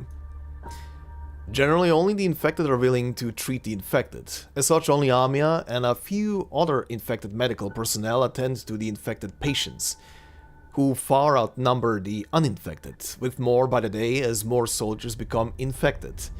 They can only offer basic treatment, and of all the Originium-related conditions, the most dangerous is undoubtedly... Another case of acute neuropathy? Yes, doctor. It doesn't look good. I've moved the patient into a quarantine tent. I see. I'll take it from here. They run past infected patients looking up at them with a mixture of gratitude and fear. Gratitude for the treatment they provide, but also fear that this time they might come bearing not salvation but a death sentence. Amiya arrives at a green tent. She opens the door, takes one look at the patient, and stops the nurse from following her inside. Amiya arrives at a green tent. Oh, sorry. Inside. I went back to the same sentence. It's too late. Notify the soldiers and evacuate the other patients in the area. But just a minute ago it wasn't... I understand. Doctor. Amiya hears a sound like rock knocking on rock coming from the tent. She gestures for the nurse to leave and walks inside. Dr. Amiya. I'm here. Amiya sits by the side of the bed, pen and paper in hand. Will I make it? I'm sorry. The patient raises one uncrystallized hand and waves it a few times with great effort. At least someone came to see me before the end. Would you like me to leave a message to for your family? Or anything you want us to deliver? I can write it down. No, they're all dead. Our own fault. Nothing good comes of war. Amiya says nothing. She holds the patient's hand and listens to him describe with his half-crystallized vocal cords how his family was swept up in the war, how they fell for the promises of the recruiters and abandoned their farms, only to be swallowed up by war one by one. He was the last one left, the dessert at the end of dinner. The patient keeps talking and talking as though his life depends on it, until his vocal cords fully crystallize, and the sound of crystal scraping becomes clearly audible. With what little strength he has left, he pushes Amiya away and gestures for her to leave. Amiya turns over the pages in her notebook that have become wet with tears. Tears a new page out and folds a paper foul beast. She waves it before the patient's eyes, then puts it in his hand. There is nothing she can do as a doctor, but as a fellow human, she wants to give him one final parting gift. Amiya leaves. Crystals soon rip the paper foul beast apart. Amiya walks slowly out of the quarantine zone, lost in thought. She hears a dull sound from the tent behind her. Soldiers immediately set the tent on fire, sending a column of black smoke into the air. She gazes upon the originium crystals on her hand, then turns back to look at the burning tent, her gaze following the black smoke up into the sky. Several colorful fireballs appear from the sun. She hears the sound of alarms blaring behind her. Run, doctor! And artillery fire. Alright, into the cocoon. The gates of hell were opened that day. Doctors, patients, mercenaries, all equally treated as collateral damage under artillery fire. For the first time, both principles and the bottom line were cast aside in favor of more efficient methods of killing. Amiya survived, but the elite mercenary who helped her escape was lost to the charred forest, reduced to ashes along with his shield. Before she escaped the war zone, Amiya looked up at the heavens. Artillery fire continued to rain down from both sides of the sky. It was futile to discern whether it was the enemy who first crossed the line, or their own side exploiting this as a pretext to eliminate the infected. But Amiya did not shirk her duty. When the bombardment stopped, she walked across the scorched earth, saving what lives she could, and putting to rest those who were too far gone. She was a doctor, and she would save the life before her, even if that same soldier might die on the front lines a few minutes later. She wanted to believe that this had meaning, but Terra denied it and showed her the cruel, bloody truth, leaving her to weep in a river of blood. Lovely. Many years later, Amiya was reassigned to a special ops squad. The leader claimed that they were seeking the secret to end the war. It was a well-funded operation. Amiya followed them into many ruins, but the remnants of everyday life of the old civilization did not pique the interest of these looters. They were seeking a weapon that would destroy all. When Amiya realized this, the squad was deep underground. There was no source of light in the vast space. Tiny rectangular bulges protruded from the ground and the walls, and a massive spherical instrument set at the center seemingly broken.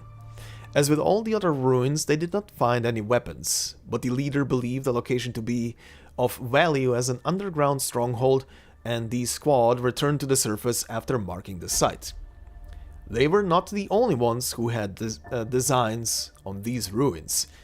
Amiya's squad was ambushed at the entrance to the underground facility. After several fell to the opening volley, the leader ordered Amiya to return underground and illuminate the spherical instrument in an attempt to deceive the enemy. If the Colombians believed it was a weapon, perhaps there would be room for negotiation. Amiya rushed down the stairs and vaulted over the fence. She was heading for the lighting array that they set up during the survey when the blast of an explosion from behind sent her flying. Wake up. I must wake up. Waking up is a painful thing in times like these. One never knows whether they will awake to pain, suffering, or death. Amiya opens her eyes to find the underground space lit up by an orange glow. For a moment she thought it was the light of flares, meaning that the mercenaries outside had managed to break in and kill all who resisted. But there is no sound here. No footsteps, no talking, no sound of flares burning, only the sound of her own breathing. The spherical machine emanates an orange-red light as far as the eye can see. Was it not broken? Did it turn on? Like a giant eyeball, the machine gazes upon the tiny creature in front of it. Amiya does not understand the question the machine is asking her. What is Civilite Eterna? She is just a doctor, a helpless survivor, soon to be former survivor. Rubble from the explosion has pierced her body, and each breath seems harder than the last. The Preserver asks no more, and scans Amiya instead. Civilite Eterna and Originium have come together in this little dying creature. One exists but lies dormant, the other exists and continues to change its host. Record, transform. Friston's mind, long dormant, suddenly bursts with inspiration. He decides to try to save this life. A sarcophagus rises up next to Amiya. Even though the Preserver plan did not require extra life support equipment, Friston had prepared a few for contingencies. Little did he know that this contingency would involve attempting to save an individual of a newborn race who did not meet preservation standards at all. The orange-red light dims. The life support equipment before Amiya lights up. "This is your only chance to live, little bunny." A sound comes from the dimly lit sphere. "But even I cannot predict what will happen when Originium meets the newborn bloodline within you. The purpose of this machine has nothing to do with what is happening now. I have hopes for you, but all this is contingent upon your survival. So survive." As the sound fades away, so does the orange-red light, leaving behind only a rectangular paw that glows with a gentle light and a Kotas trying to survive. Amiya forces herself up from the ground, climbs up the object and lies down inside. The pod closes and all the indicator's lights turn off. She hears a hissing sound by her ear and feels some kind of substance envelop her, yet she does not struggle to breathe. All she feels is the pain leaving her, then her other sensations, then her consciousness. Originium multiplies, filling all the spaces once occupied by carbon-based tissues. The tiny crown now manifests with Originium. Amiya does not sleep for too long, but when she wakes, she finds her vision changed forever. Countless humans lie still within this tiny space. They chose to slumber here with hope in their hearts, but death has taken many of them, never to awaken again. Their guardian, imprisoned in the massive orb, had built its own cage with duty and devotion, as though this might shield it from the loneliness and despair. Some bodies are scattered around the entrance. It was the desire for life that led to death, but this was only part of the reason. More importantly, standing upon the land, she now sees clearly. War, famine, catastrophe, greed, hatred, envy. These are the plagues afflicting everyone. No one in this land is whole. Every year, every generation is spent in pain and sickness. In the end, disease becomes the norm, and seeking a cure becomes the illness. What should I do? Amiya asks herself. Information is being transmitted. Herself as crystal, herself as dust, and herself as ore all begin to think of an answer to the question. They converge, scatter, erupt, and refine, eventually bringing Amiya to an ancient palace. There stand two silent gods. Amiya puts on the black crown and prays to the gods. She prays for the wisdom to cure all. It does not take long for the gods to answer.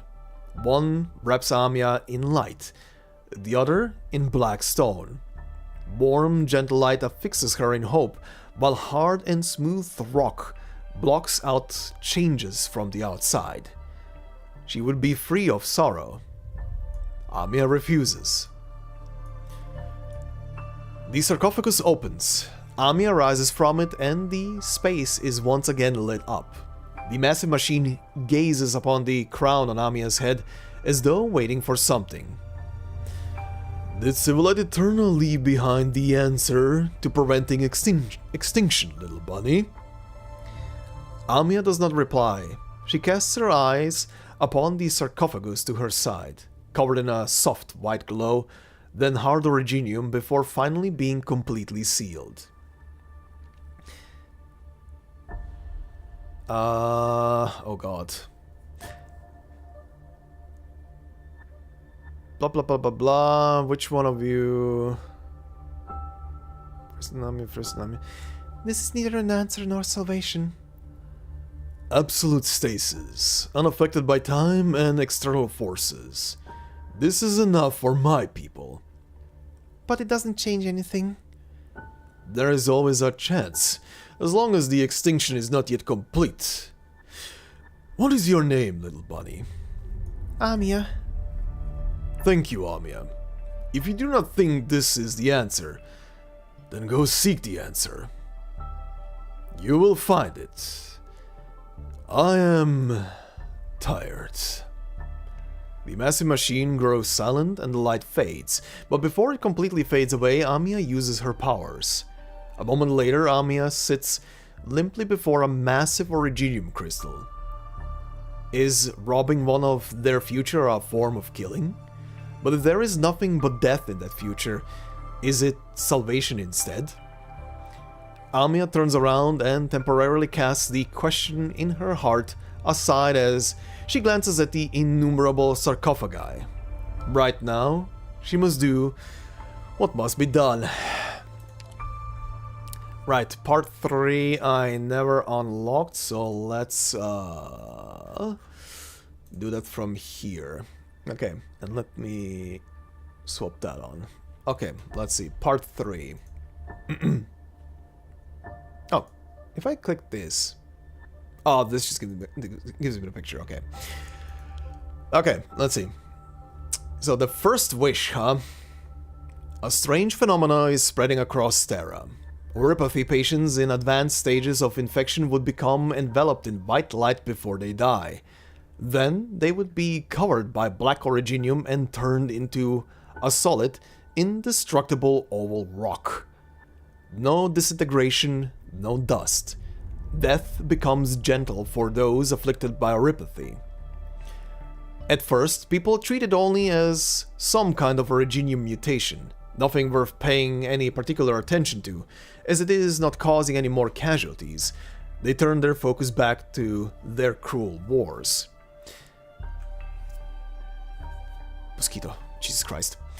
But they begin to realize that it is not a natural phenomenon, as enemies shot allies caught in cannon fire and infected about to be run over by battleships all turn to stone the instant before they die.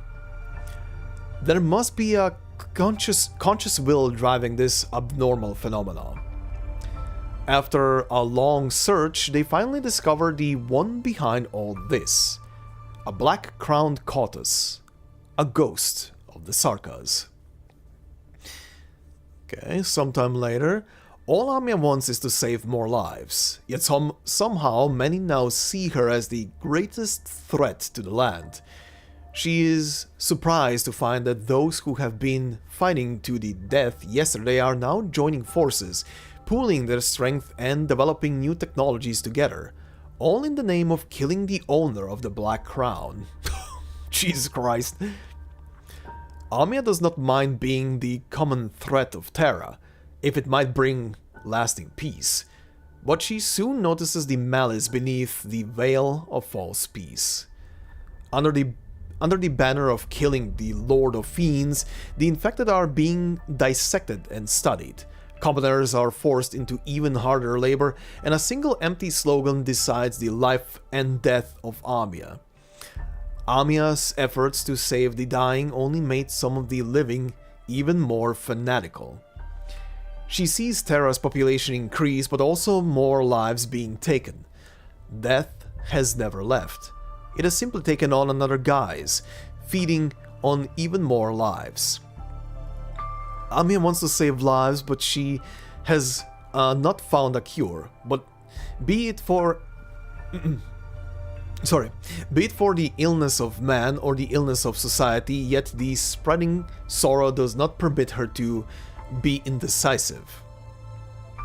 Passively protecting the dying and allowing malice to create a new disease would only bring more misfortune. Amiya makes her decision. She does not believe that individual kindness can change all this. Before she finds the answer to end all suffering, she would seal it all away. A gentle light covers the land, the void above the sky begins to congeal, consciousness and even time itself freeze. Everything on the planet comes to a standstill. This story has come to an end.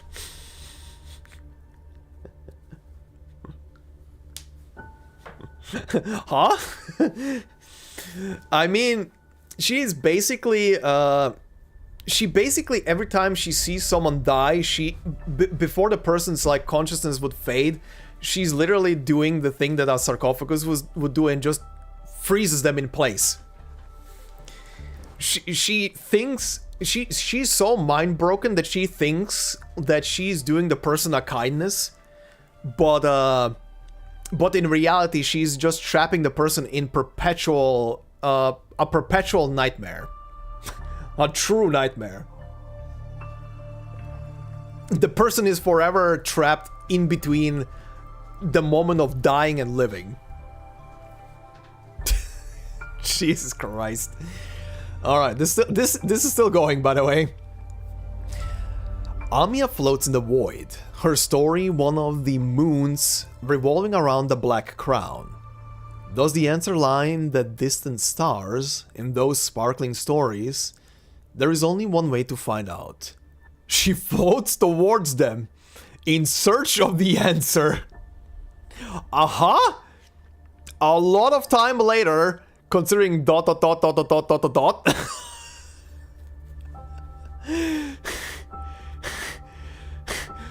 All she finds at the end of the long search is more sorrow. Oh my god, she actually went to space. Or maybe just around the planet.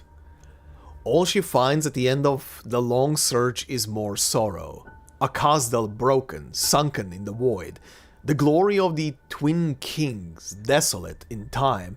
The halos of the Tikas faded as the machine withers.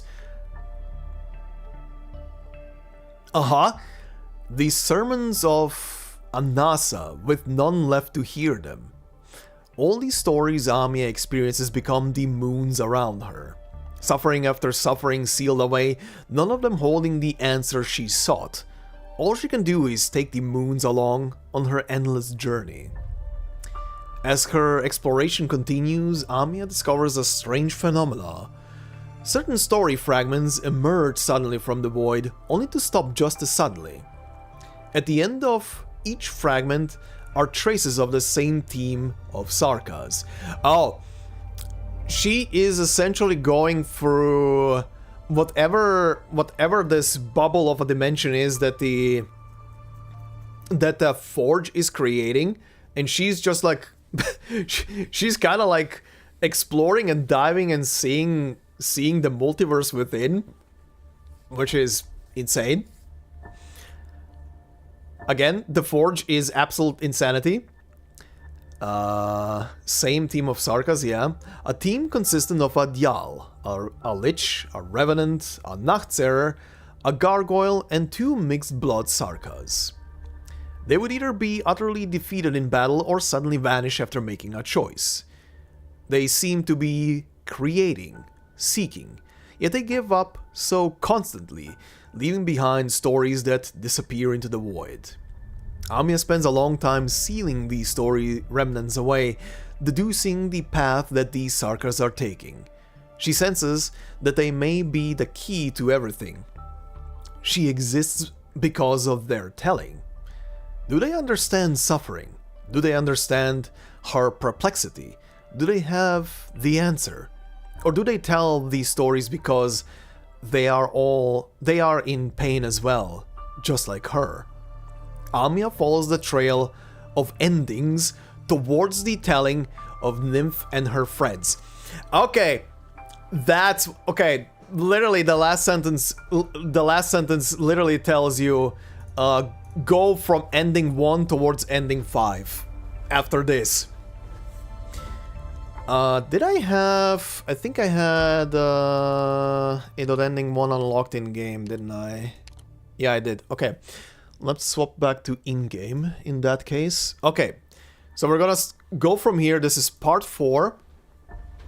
And then we're gonna move to the right, but I don't think I have these unlocked, do I? Yeah. This one I'm gonna have to read from the story reader. This one as well. This one, absolutely. And this one is, I think, unlocked. Yeah, okay. Alright, let's go with this. Sleep talking. With the furnace repairs complete, Nymph's furnace syndrome has eased. Now she rarely sees leaders tossed from the sky or sheet metal houses transforming into white marble halls. As Kazedlian development progresses steadily, the mundane tasks that come with it have replaced the fantasies once spun by the Revenants for the storytellers. Stories that have stayed in the furnace. Strange dreams still trouble her from time to time, though. She sees many familiar faces. Diablo, Lich, the Vendigon Knight, the twin kings that exist only in dreams. But they no longer take her on a never-ending journey through Kazdel. Instead, they stand silently with their heads bowed, covered in originium dust. There are other even stranger Sarkas that Nymph has never seen, some with wings with no membranes, some with horns that reach into the sky.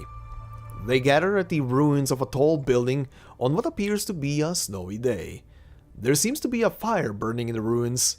They mutter an ancient Sarkas language long forgotten, their raspy voices growing louder, the echoes beckoning by her ear. Nymph does not know the words, but she understands the meaning of the call. All stories will end, and the final conclusion shall arrive. At the end, a lone figure clad in white and with a black crown over her head appears amidst the dusty Sarkas. They reach out to her longingly with their arms and claws, but stop in mid-air. I need a drink.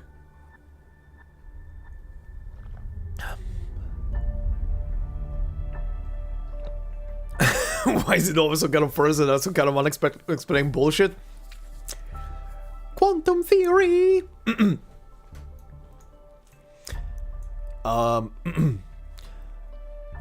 call of the Sarkas ceases. The figure utters, melting millions of lives into nothing but memories. This is when Nymph always wakes up with a start. It is the middle of the night, and Kazdel slumbers. Amnanam smolders quietly in the great furnace, with only the occasional flash emanating from the nodes. Nymph wonders if it is a symptom of furnace syndrome, and suspects that the embers of the Revenants continue to burn in her heart.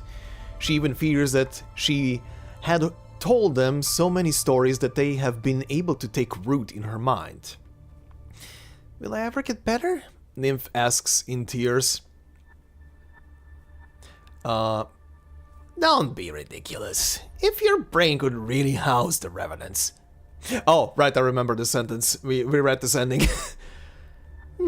Don't be ridiculous. If your brain could really house the Revenants, that would only go to show how empty it was in the first place.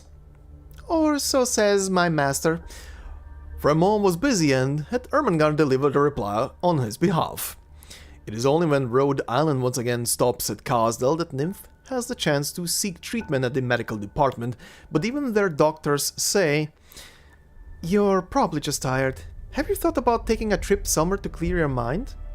Nymph walks out of medical, but cannot shake the prophetic dream from her mind. Her imagination wanders. Must all stories come to an end?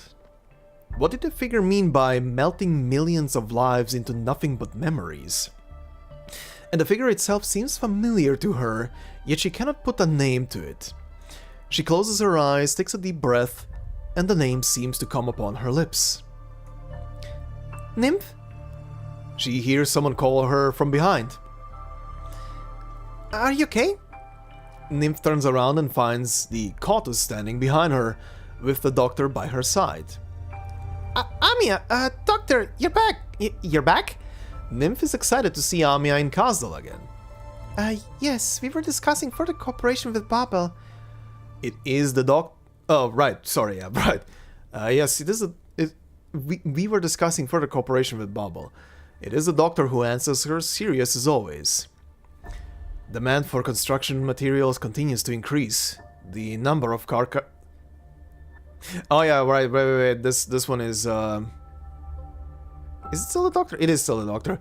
Demand for construction materials continues to increase. The number of Sarkas who have chosen to move to Kazedl far exceeds expectations, and medicine supplies. More and more people are moving to Kazedl. Amiya pulls the doctor's sleeve. The bites that were so bare bones the last time we were here have been built up so much that even you couldn't recognize them, doctor. The doctor does not argue, instead simply reaching up for an awkward head scratch over the hood.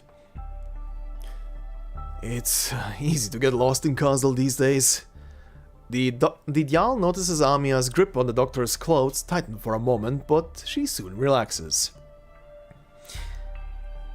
We'll make sure you stick close to me next time. Amiya says this with a smile. There is no hint of concern in her voice, only excitement. Nymph drifts off again. The dreams that have troubled her once again float to the surface, but those silent revenants, those chilling calls have both become distant. Nymph seems to see Amiya become a wandering cleric, a black-robed apprentice following behind her. She sees cerulean flame devouring ships among the stars, illuminating their opposing faces. She sees the two walking through halls of white marble, their debate echoing in the clouds. She sees the two building a bridge between the stars. Amiya raises her hand, and the darkness between the stars is illuminated by the lens in her hand. In all those moments, Amiya's figure is no longer alone. The embers of the Revenants are finally extinguished, their murmurs become lost to the wind, and the only thing echoing in her ears are the humming of Rhode Island's machinery and the sound of Amiya calling to her. Nymph? Are you really okay? Nymph comes back to her senses to see Amiya still standing before her, the doctor still standing by her side. Furnace syndrome again? I could help you deal with the memory. Furnace syndrome again? I could help you deal with the memories if you want. No need for that, Amiya. Just getting lost in my fantasy seems... Some wild illusions. The nightmares never troubled Nymph again. Right. Slipper's company now, okay.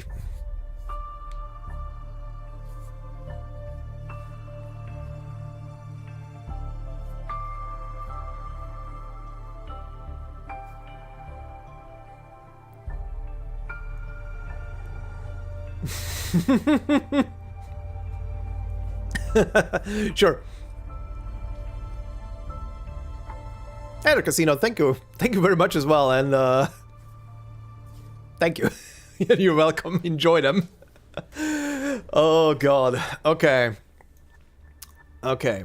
But yeah, the stories that are taking place in the furnace, they are make-believe essentially. The furnace is just creating them, like actually creating them to life, and the life only exists while it's inside the furnace. Like nothing can leave the furnace because it just ceases to exist.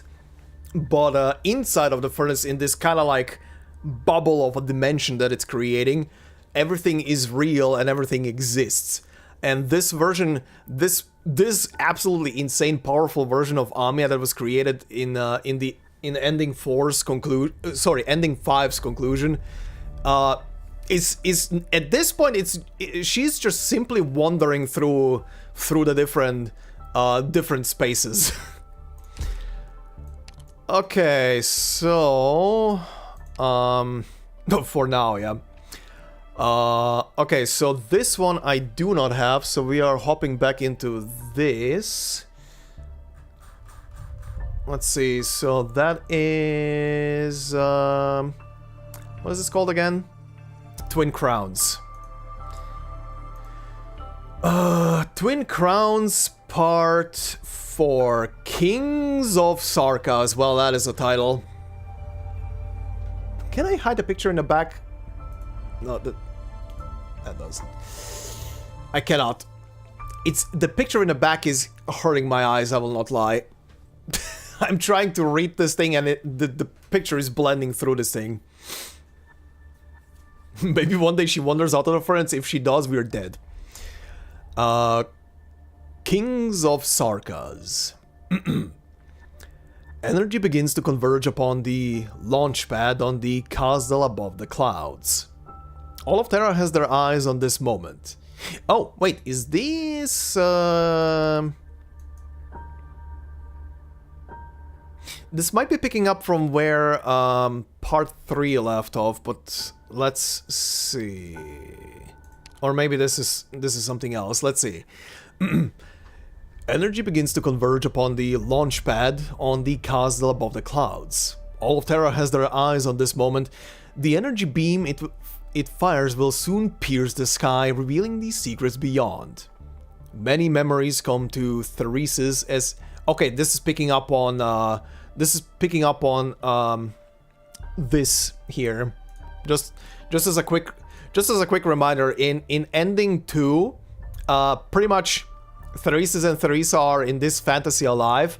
Nymph runs into them, but the real Amiya, hold on, let me do this. Where is it? Go down. Go down. Not that one. That one. But the real Amiya breaks through to save Nymph through reality, essentially into the furnace, makes contact with the two of them and exchanges information back and forth. Because the Amiya that these two found and saved died, so they are gladly talking to another version of Amiya from another reality compared to theirs, essentially. And through the exchange of information between the crowns, essentially, from the two separate worlds, these two learn about the existence of the Doctor, and they go and find the Doc. And the Doc, at the end, when they wake up, or rather, they are being kept in I think they're being kept in a cell for the time being or something. The first thing the Doc utters this version, because this is not the amnesiac Doctor, is "Where is Priestess?" So that is scary already by itself. Anyway, that's a quick recap. Many memories come to Thereses as he gazes upon the culmination of the work he has devoted so many years to. The one called Doctor did not provide an answer for him and Theresa, but they did learn many secrets of Terra, resolving Terra's energy crisis and ushering in an era of rapid technological progress. When there were no longer barriers between the peoples of this land, when all the problems before them had been resolved, the final problem surfaced, and he and Theresa cast their gaze towards the skies above. Their only enemy and their only answer. This Kazdel, which has conquered the sky, is the pinnacle of Terran technology, and the key to the answer, one they had built for themselves. 5, 4, 3... Theresis is confident that he is ready, but something makes him look up with a start. A black halo has appeared around the sun like a cocoon. The sun continues to shine, but those bathed in its beams feel not warmth, but a chill from the deepest reaches of their hearts. He turns around. There are many expressions on the faces around him, but none of them are moving. Everything has stopped. Then, the sun changes again. The black halo begins to churn like waves, and a drop of ink drips down from it. The drop of ink falls directly onto the launch pad. The charged up energy, enough to destroy an entire nation, is absorbed by the ink like water to a sponge.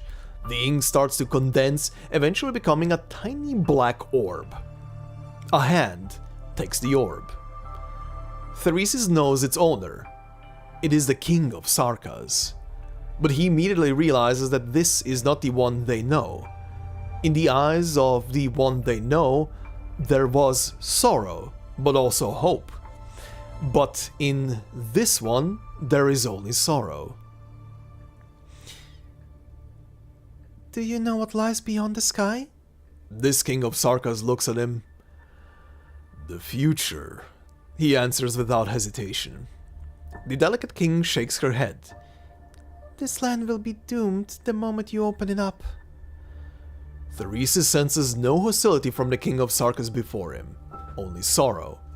She truly grieves for this world. But he draws his sword nonetheless. Tell the doctor to think of a way. I will buy time for you, he says to an empty space, as a black crown appears to stop atop his head. King charges towards King. Darkness clashes with darkness. Darkness melts into darkness. Jesus Christ, what? Okay. Theresis is not playing around.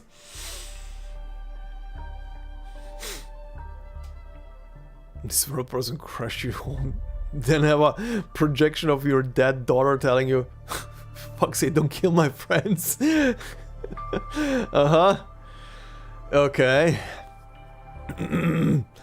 The delicate King of Sarkas walks into the remains of a ship deep within Kazdel's mobility layer. My feet are now getting cold.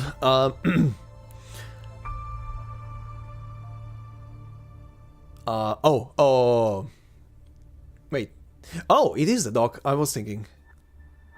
Impressive. Theresis could not defeat you. Ama-10 could not keep you out. The doctor sits quietly at the place of awakening, showing no sign of surprise at the coming of the King of Sarkas.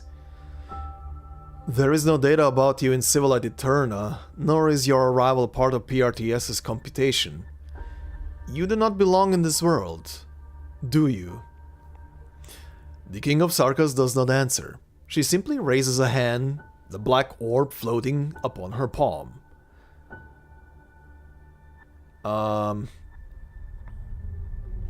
Oh god, this is gonna be confusing. Who is now talking?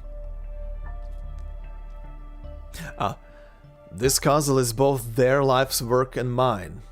The instant the sky is ripped open, this place will be connected to the celestial fulcrum. Once this is complete, life will continue to persist, even if they fail. They are not ready, and your choice will only result in the destruction of everything on this land. I have witnessed different choices all leading to this tragedy. The struggle only prolongs the pain. The black orb floats towards the doctor.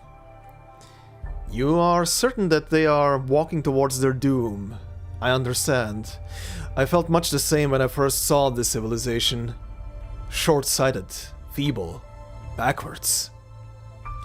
Then why do you undertake such futile efforts, knowing that this day will come? As long as they exist, then they will have the right to live. Even if they have imprisoned Amaten, even if their civilization was born unplanned, even if an unbridgeable gulf separates us, I could never mock the efforts they make for the slim hope of a future. On this, they are no different from the people I am so familiar with. As for why, because they don't believe it's futile, and neither do I. They've prepared meticulously and made the right choices at every turn. If it all ends in tragedy, then it was destined from the start, and we'll both have to accept it. The delicate King of Sarkas waits for the doctor to finish, before saying, sadly, I have seen the destruction you saw, which is why I have come to create a new choice. The black orb touches the doctor's body and begins to absorb it. I see your world, your sorrows. Now I understand. You're neither the bringer of destruction or salvation. You're the closing note, the final coda. But this could not have been your burden to bear. Amiya.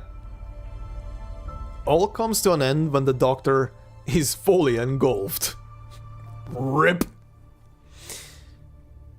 In the withered garden, the King of Sarkas picks a snapshot of the story from the branches. It is like a photo, showing Kazel as it was before it took to the air. She gazes at it for a moment and begins to put it away, then suddenly looks up.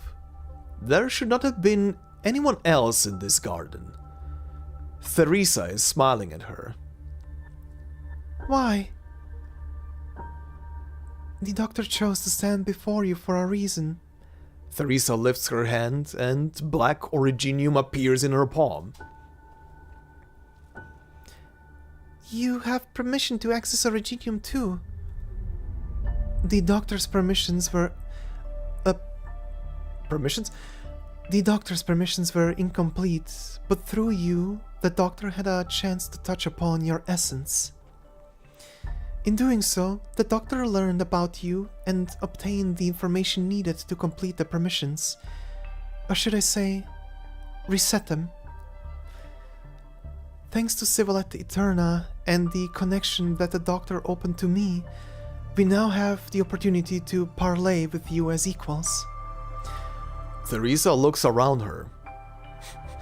Also, how typical, in the last moment the doctor does some 5D chess move. Theresa looks around her. All the plants in the garden are withering. The delicate King of Sarkas, its gardener. There is no one who wants the garden to regain its vitality again more than her. But all she can do is trim the branches and seal them away, preventing them from reaching the end of their growth, preventing them from going down the path of decay. Hopeless and futile. The King of Sarkas hears her thoughts. If there is a way to let these branches grow forever, then it is neither hopeless nor futile.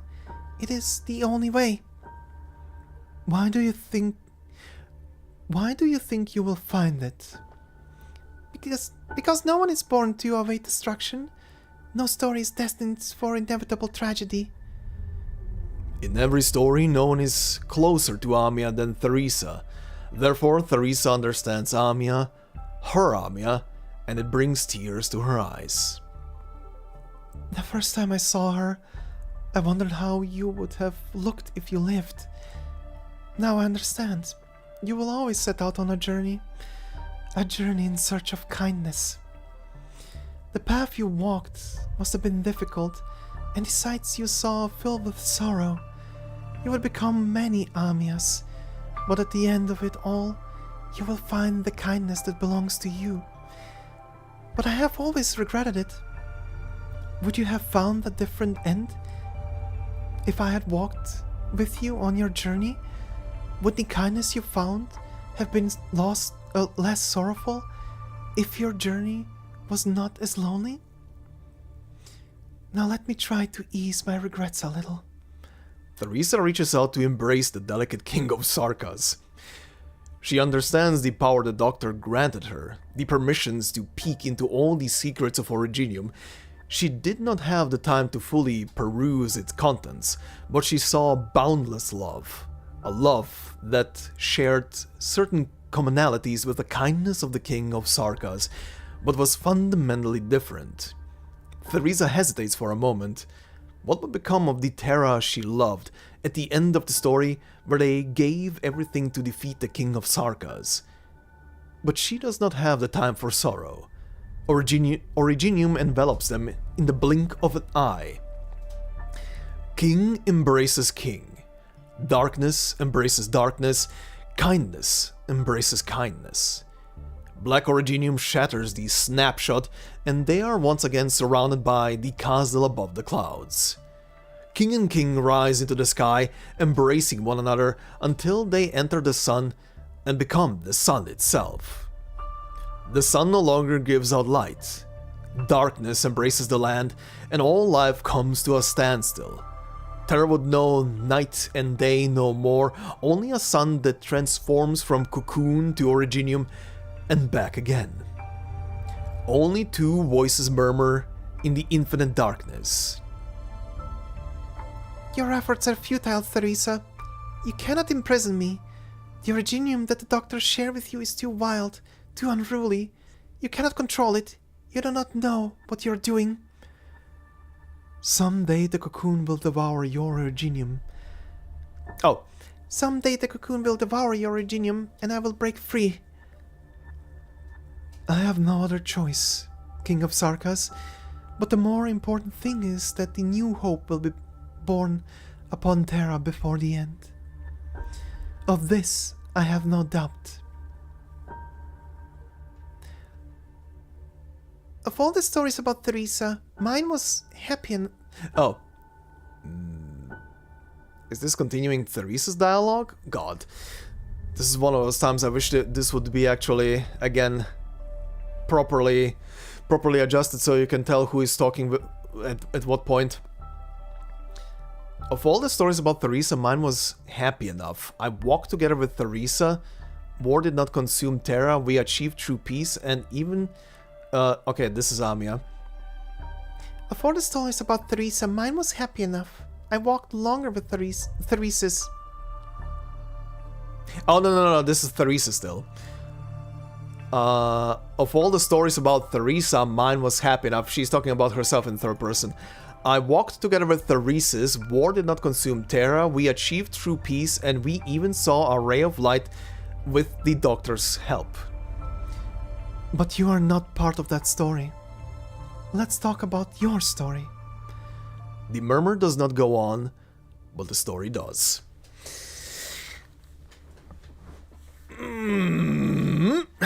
Alright.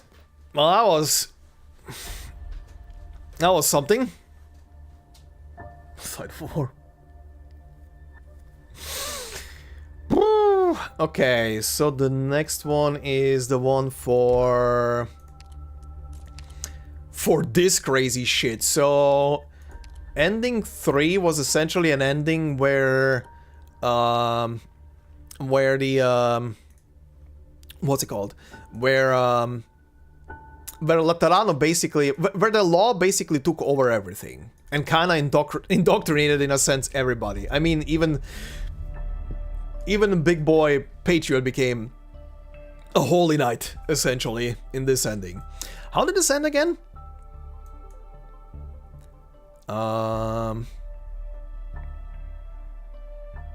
It was Sheik who initial design decisions.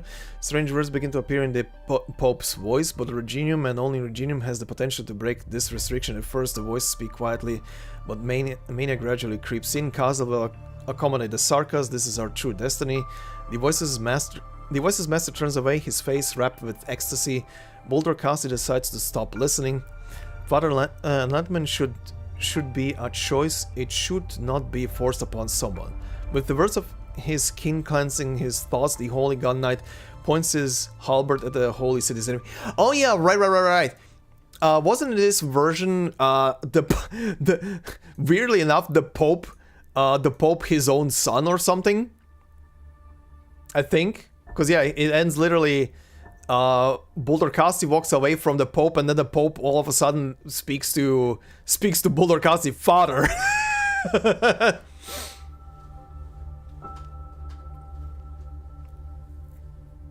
Talk about the fact that Kazla has a precursor ship in it. They build a new Kazdal. It's not the old Kazdal, or rather, they reconstructed Kazdal to be a flying city. Preview 4, by the way, as a the last preview video that they released when Chapter 14 released, you know, the teaser trailer for the next several stories, essentially, sort of thing. That thing had a blueprint inside of it that was pretty much flying Kazdal, just as a reminder. So that is coming. At some point, that is coming. And I made that comment when I was watching and reacting to that trailer back then, during that final episode of the main story, back then again. I made that comment that the flying city of Kazdal looks very much like Atlantis from Stargate Atlantis. It's the same freaking design. Again, Arknights is borrowing on a lot of sci-fi properties, and a lot of it comes from Stargate. A lot of it comes from Stargate. Which makes me happy because I was a Stargate fanboy. Anyway, let's see. So this was Holy Everything, and apparently the Pope's... sorry, Buldarkasti's, aka Patriot's son was the Pope, apparently, if I understood this correctly. So let's see how this is gonna go in the story reader. Oops. City of Angels. Turn this on again.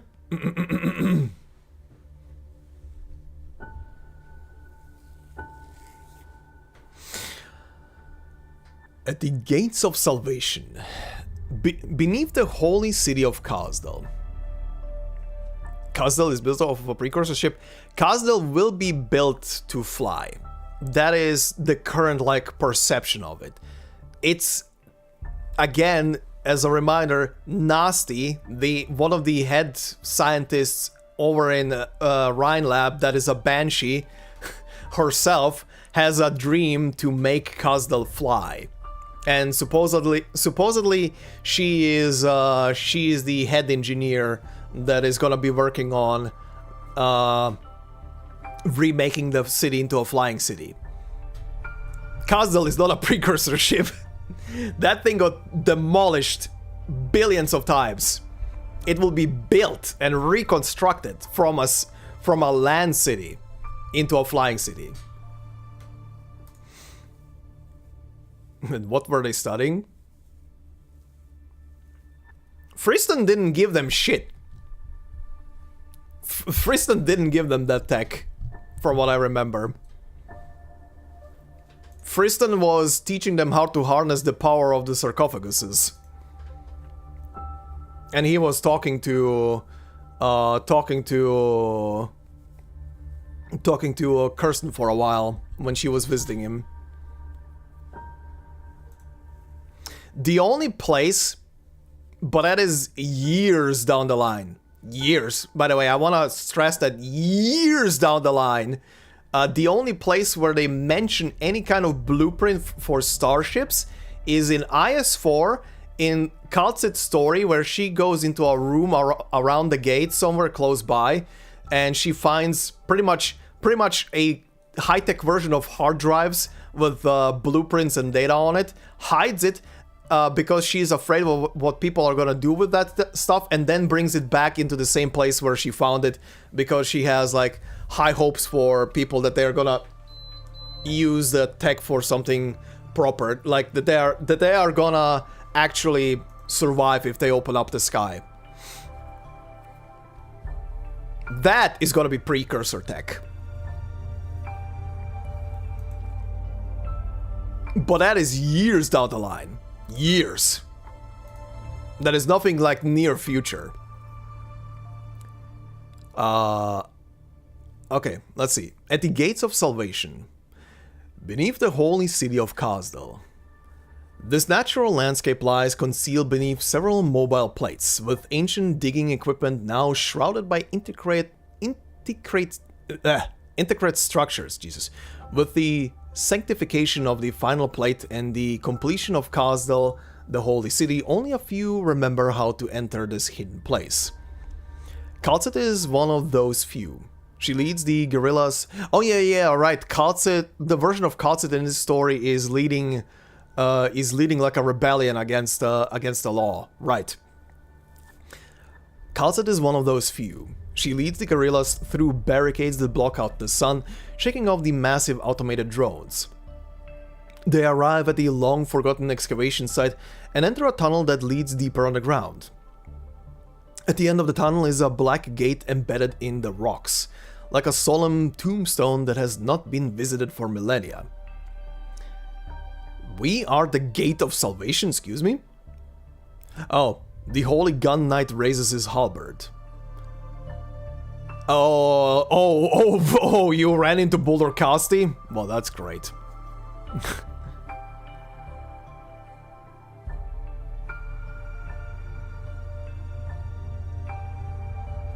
Oh, a bit stripped. The thing with Kazdal is it's not the problem that the technology got stripped or whatever. If any precursor tech was in that city, if any was to begin with in that city, that's not the problem. The problem with Kazdal is it got freaking destroyed over 3,000 times or more. That city is not the city it was at any given point in the past. It's the only thing that could maybe function as a precursor thing in Kazdal is if you find a piece of rock that is somewhere left over from back then. That city got razed thousands of times over the 10,000 years. It absolutely got demolished so many times. They had to rebuild that city from scratch so many times. Yeah. Anything from that era in Kazdal is... If something survived, it's a miracle. If there is something somewhere on that giant moving city, somewhere embedded into its plates. Because that thing got absolutely raised, rebuilt, that there is nothing. It's kind of... imagine it like if you had a Lego battleship, but instead of, disassembling the battleship, you melted it. And then remelted the plastic. Anyway, Boulder Casti, right? The Holy Gun Knight raises his halberd. Boulder Casti, will you continue this foolishness even after hearing the revelation? Even though the destiny of Kazdal is manifest? Oh, the Pope. Okay, this is him speaking with the Pope. Boulder... the Pope's expression remains one of rapture. I have heard no revelation, only a madness that does not belong to these halls. The fanatical preaching is interrupted by Boulder Casti's angry roar. He lunges forward on the marbled floor, thrusting his massive halberd towards the Pope's chest, but it is as though he has hit a boulder, making a deafening sound. With her back to the guerrillas, Kazed reaches out to feel the gate and soon finds the familiar pattern. She instinctively reaches for the mechanism, but her arm stops mid-air as if she has heard something. What is it, Kazed? Asks Yelena. Right, Yelena is still here in this version. Kazed taps the gate with her finger. The silent tombstone begins to come loose, sending dust falling. As the gate slowly parts, dark red light spills forth, casting a glow on her face. Nymph sees Kazed looking back at her, a fleeting worry flickering in her eyes. Remember our plan. When you open this sarcophagus, you must tell the one within where you come from and what you have experienced, truthfully. If the directive remains unchanged, I'm certain the sleep... Oh. Interesting, this sentence is structured like someone is speaking it and not narration text, but they forgot the apostrophes?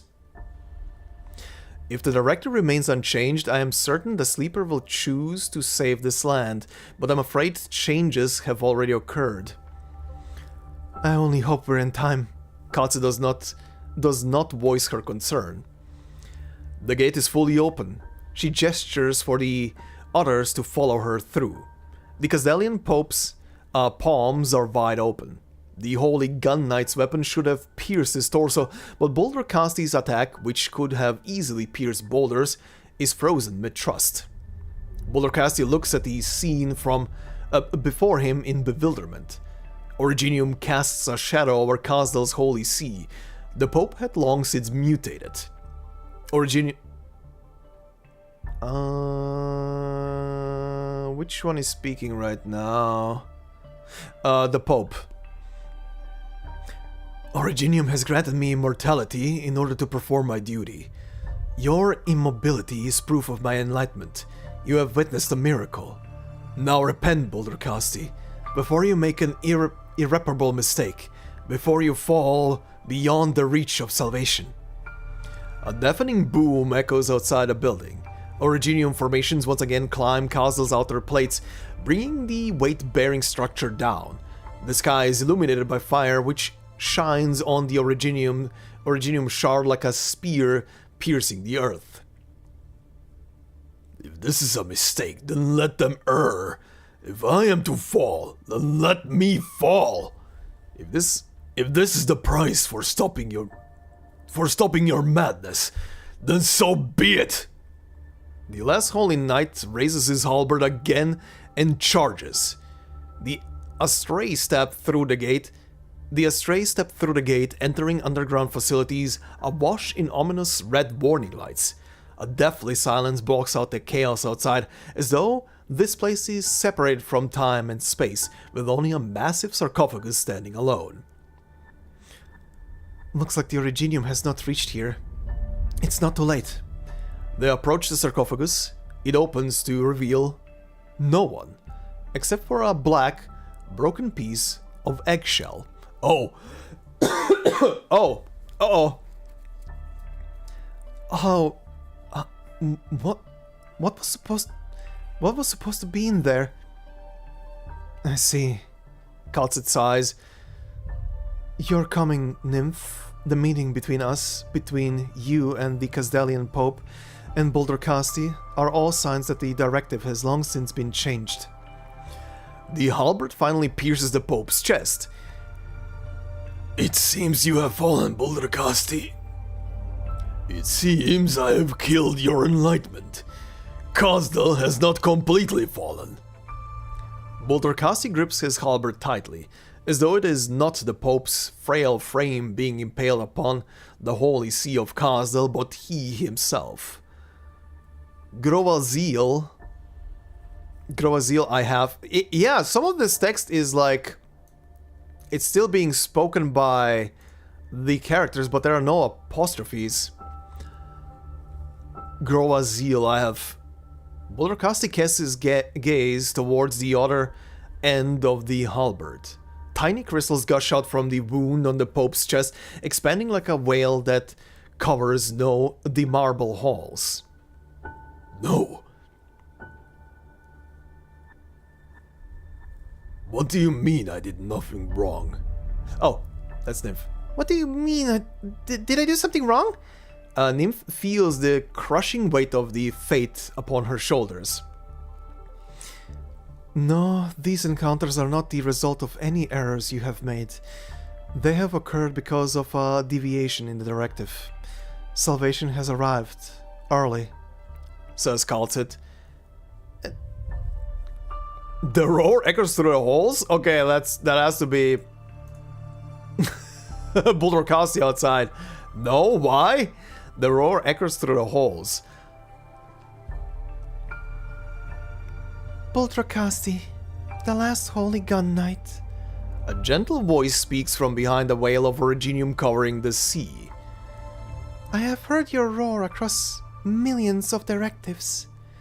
Bulderkasti looks for the source of the voice, only to find a warm hand pressed gently against his forehead.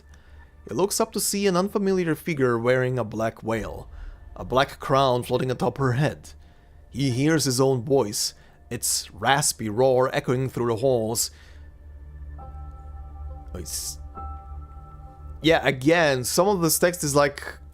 it's like Bulderkasti's thoughts. I see cities devastated. I see Originium blanketing the land. Oh. It's the prophecy. I see cities devastated. I see Originium blanketing the land. I see you, black crown on your head, melting millions of lives into nothing but memories. I see the king of Sarkas enslaving all peoples everywhere. No. You have killed a nightman, Bulderkasti. You have made an irreparable mistake. But you need not feel remorse nor pain, for I am here, and I forgive all. Bulderkasti tries to roar one last time, but the rage is frozen in his throat. He stretches his claws towards the black-crowned figure, but they too freeze in mid-air. Salvation has come.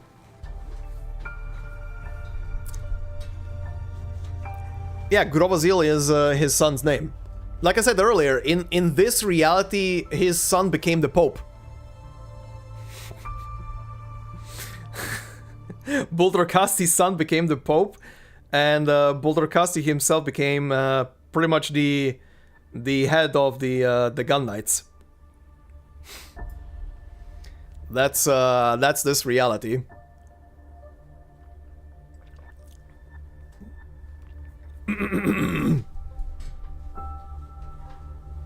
And the prophecy comes through in this reality.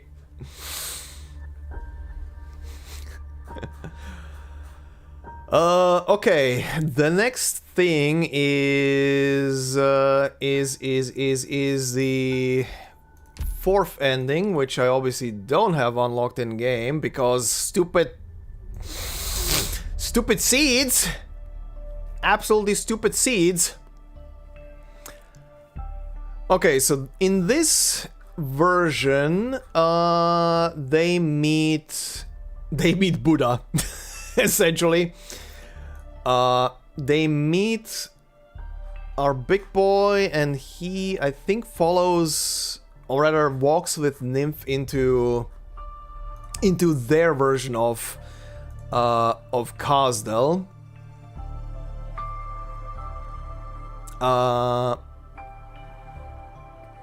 Yeah. Okay, how will this go? How is this gonna go? What is this title? Sunyata or Emptiness? Okay. Death is coming for Buddha. They meet John Boat. Yes. Okay, Sunyata or Emptiness? The Enlightened and the King of Sarkas meet. Well, this is starting great. The Enlightened and the King of Sarkas meet, centuries after the last obsessed in Lokadatu saw the light. The sides of the sloped path of Kazedlian are still covered in green, but the curious tourists and devoted pilgrims are both long gone. The chanting and debates amidst the viharas have ceased, and the fire Dharmapalas are nowhere to be seen. Even the thunderstorms in the distance have ceased, and there is only oasis as far as the eye can see. At the end of the long slope of soil and stone is a tranquil lotus pond. Pearl white lotuses bloom within, their numbers beyond the billions, gently filling the air with a sweet scent. Ashoka trees sway gently by the pond, golden rays shining through their verdant leaves. All is peace in Kazedlian, with only the heavy ringing of the bells emanating from the great white bell tower in the distance. The Enlightened and the King of Sarkas sit in the tranquility. This is not the first time they have met. In the Lokadatu beyond, it was always the King of Sarkas who spoke first. Does the salvation of the land lie in emptiness? She asks. The girl is wearing a black veil, her ragged white dress decidedly out of place with the surroundings. In purity, there is bliss. Quilon the Enlightened does not answer the King of Sarkas' question directly. His eyes are slightly closed, the cerulean flame behind him burning brightly. When all is empty, there is no longer sorrow. The King of Sarkas mutters beneath her veil, her words soft yet thunderous. But can there be bliss when all emotions are gone? A drop of dew forms upon the branch of an Ashoka tree, reflecting the two figures sitting opposite one another, the pond of lotus and the sceneries of Kazedlia. Impermanent as the morning dew, fleeting as the blink of an eye. The cerulean flame behind the Enlightened continues to burn brightly.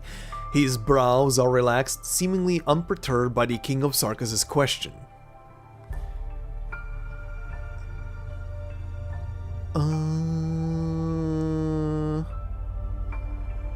Oh god, this is now gonna be hard to figure out who the fuck is talking.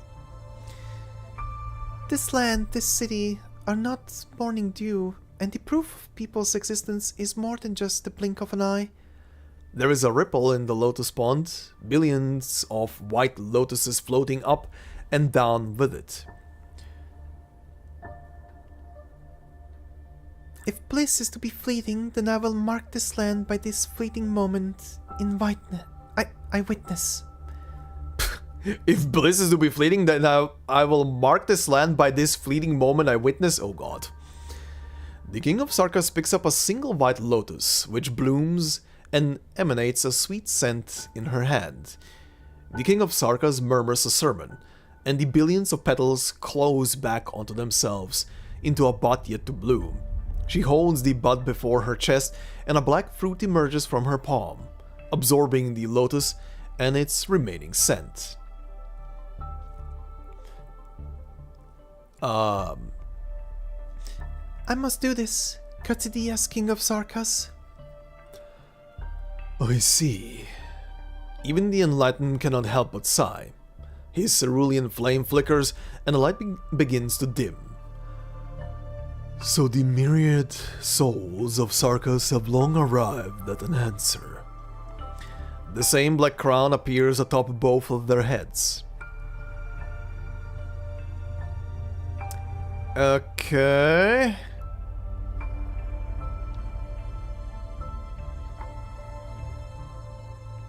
Okay. The karma this crown imposes upon me is simply to perceive the path of enlightenment. I thought that nirvana could be achieved if people were no longer obsessed with their own existence. My obsession thereof has prevented the liberation of this land.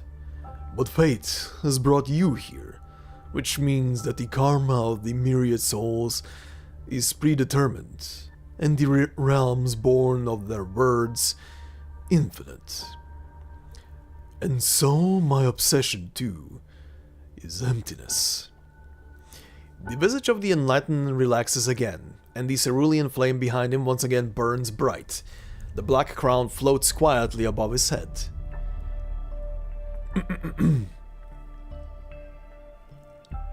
I have entrusted the path to someone else.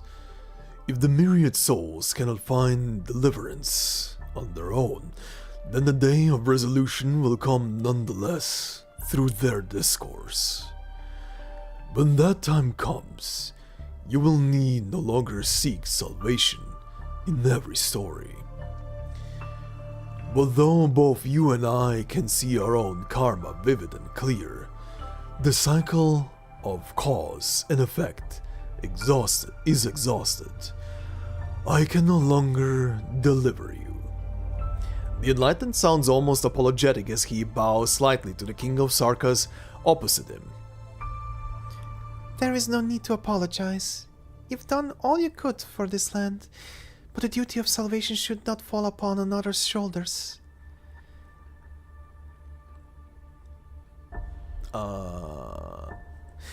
Perhaps the day of resolution will come. Perhaps this path will deliver all the lands. But until that day comes, I will not give up on seeking salvation. Even if I have to walk this land 1,000,000,000 times, even if I must add yet more sorrow to my collection, I will find the end I seek, one filled with kindness. The Enlightened sits upright, as he did in the Locadato beyond. He closes his eyes, the cerulean flame behind him still burning bright. It is well. The eternal light illuminates Kazedlian. Only the king of Sarkas, dressed in ragged white, remains by the lotus pond, beneath the Ashoka trees. The heavy sound of bells once again rings from the great bell tower. This time, however, it does not reach into the distance.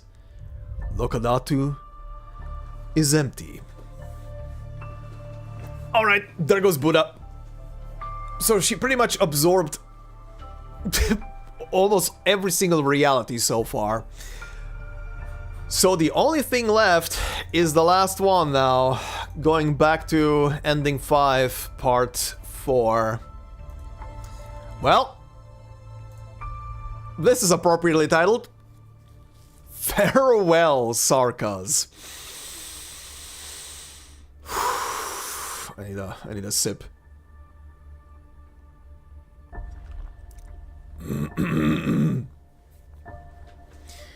Let's see. Little Lamia was separated from her parents. Why are we starting with this? Their Karen was caught in a skirmish, with elite soldiers from the allied nations on one side, and on the other, Sarkas. The people of Terra had not seen the Sarkas for a very long time. They were believed to be wiped out following Kazda's destruction, or so the official narrative claimed. Who would have thought there would be Sarkas here? I'm gonna make a presumption here, and I'm gonna presume this is our Amia's past right now, and the other Amia is watching this or learning about this. Amia was dozing on the back of a burden beast when the sound of artillery fire caused it to break free from its restraints and bolt in fear. She held on to the reins for dear life, but at the end she was thrown off its back. Pardon? Lost in a forest and unable to find her way, Amia was gripped by fear as the relentless artillery fire boomed around her. Terrified and disoriented, she instinctively picked a direction and started walking. After a while, she encountered an injured Sarkas. "All Sarkas are devils," said the adults. But all Amia saw was a woman with pink-white hair and long horns. Oh, no, this is a different Amia.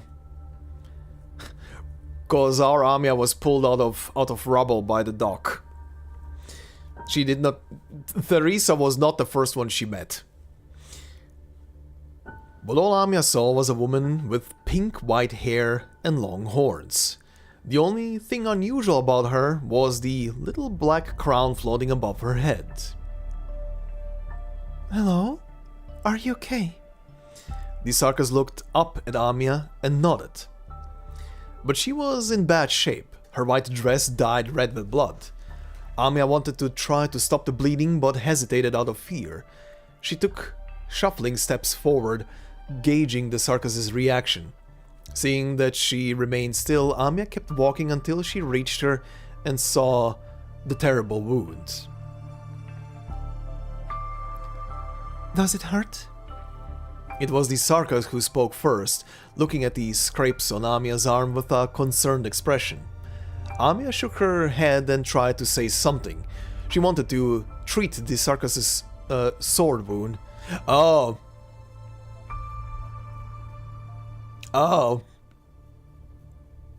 She found a dying Theresa. She wanted to treat the Sarkis' sword wound, but didn't know how. In the end, all she could do was put her own hand on top of the Sarkis' hand that was pressing against the wound. Trying to console her, Amiya did not notice these soldiers approaching, crossbows and wands raised. They had long forgotten how many of their kin they accidentally killed while hunting the Sarkas. To them, any act of kindness towards the Sarkas was an unforgivable sin, even if it came from a child's gentle nature. Originium arts and bolts flew towards them. In the face of impending death, Theresa pulled Amiya into her embrace. May you become the hope. Pure light emanated from Theresa and covered the entire area. Amiya felt something go through her chest. It should have hurt. It should have bled, just like the Sarkis before her, but her chest did not hurt at all. All she felt was a warm stream flowing into her heart. She felt warm and sleepy. When Amiya woke up again, she found herself in her parents' arms. The burden beast had been found, and she was safe. It should have been a good thing, but where did the Sarkis lady go? She looked around and saw nothing. The artillery fire had ceased and the adults were talking about the light in the forest and the soldiers who disappeared, but she heard no word of the Sarkas. Bells sounded, reins were raised, and machines rumbled to life. The caravan set out again, and all had their eyes forward, hoping for a better future after the war. Amiya alone looked back at the silent forest. Goodbye. The burn beast carrying Amiya slowly disappeared on the horizon. Okay, this is the background story of this Amiya from Ending 5, I would say. Yeah, I think that, like you just literally said, Crystal, I think this is how this version of Amiya from Ending 5 got the crown. How she continues on, because when she talks to Friston, she did not even know that she had a crown. She didn't know what it is. Okay. Let's see. So yeah, basically this version of reality was very steeped in wars. Like very, absolutely steeped in wars. Wherever you look. And yeah, her parents are still alive here. Our Amiya's parents died when that accident or whatever it was happened, and everybody died on that machinery. But these parents actually lived, apparently.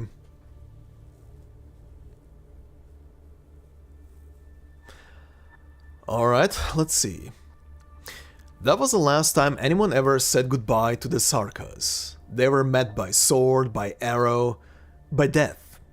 Their numbers dwindled even further after the fall of Kazdel, and they were never again able to form any kind of society until the end. And when the last Sarka's head rolled, the Sarkas, along with their past glory, was no more.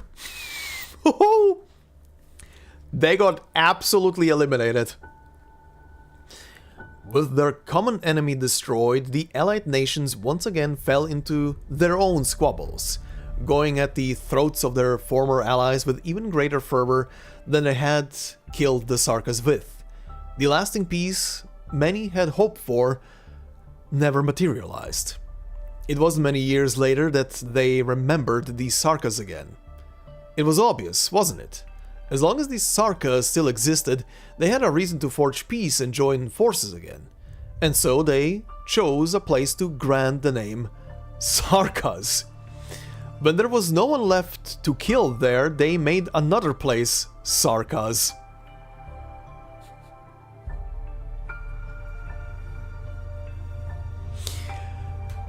Uh-huh. Uh-huh.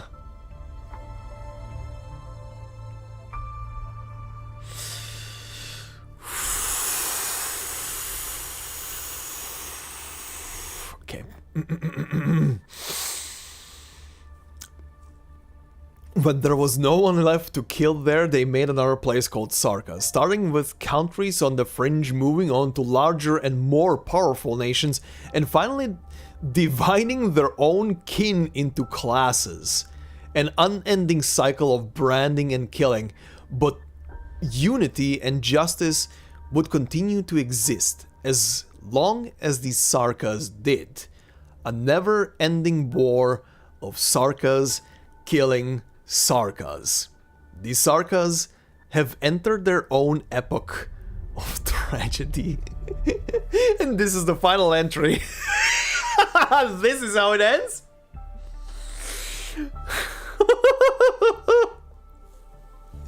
Well, this is a cycle.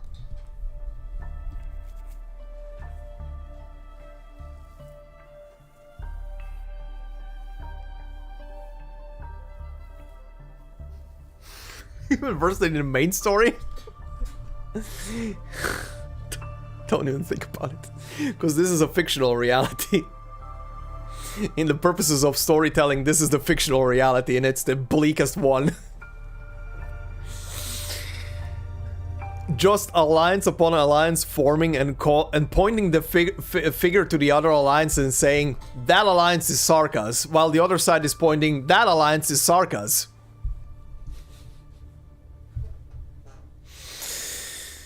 Well. Well. Well.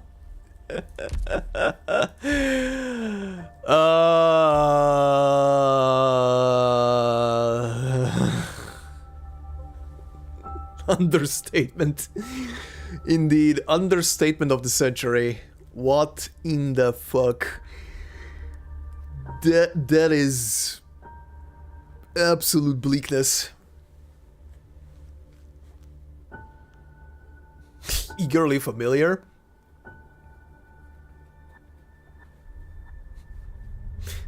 Sounds like the Warhammer universe.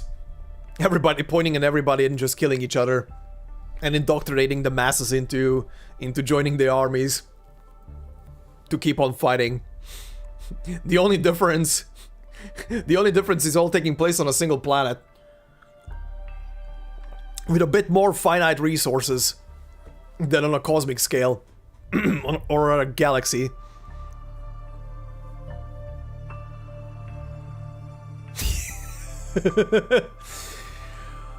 Oh, okay. This was a story.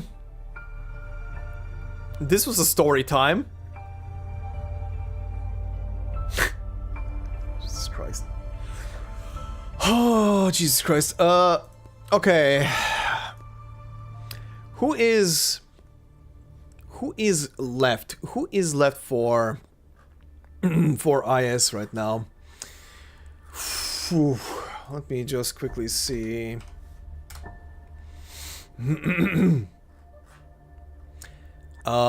Storyteller list. Oh, only one is left. Right. Yeah, Amiya Medic version. That's the last one left. That's gonna be next month, and then we are done. And then we're completely done. Then it's just gonna be a wait time until until probably around February or beginning of March next year they release IS6.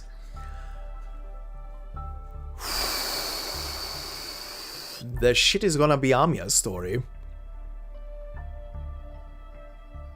Will Amiya put an end to all the storytelling finally? Just put a cork into the thing. Tell the Revenants to shut the hell up.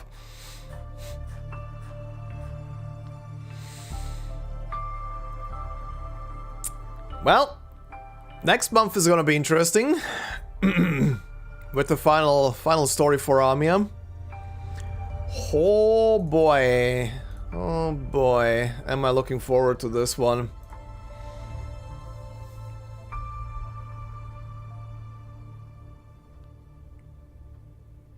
What are we betting? There will be something worse for Jakeman than the boats? Look, so far the boats can die in the cosmic void. For all I care.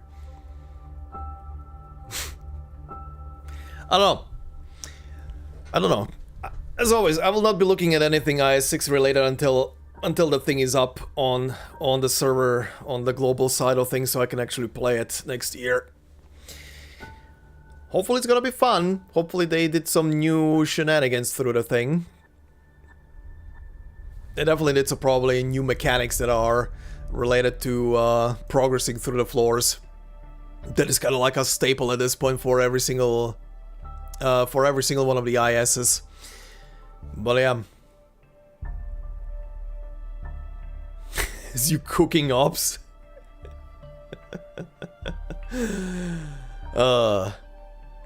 The only thing about IS6 that I know of is that it's Sui related. So it's got. I'm just guessing that it's probably, in that case, that it's probably related to the whole Sui storyline, which is gonna be interesting. And it's gonna be actually also very confusing, because I know that a lot of people don't really vibe with the Sui story or even understand it, even if it's very simple. But that's gonna be fun. That's gonna be a fun one to see what the shit they're gonna be bringing with that thing. But yeah. Anyway, considering if we're looking back at the previous IS, what are the chances that you would return to IS1? Slim. Slim. I do not think they're gonna do that. I don't. If they didn't do it up until now, I have no idea why they didn't do it yet. I don't know if it's a coding issue or if it's something else that is preventing them, but I don't think they're gonna bring back IS1. I mean, look at the Reavers. Reavers also had a precursor to their IS essentially, and it never got brought back into the game. Even though it carried a couple of cutscenes that I had to, for the Let's Play, to look up, because they were kind of prequel story for the next section of this of the thing, which is again stupid that they didn't bring it up.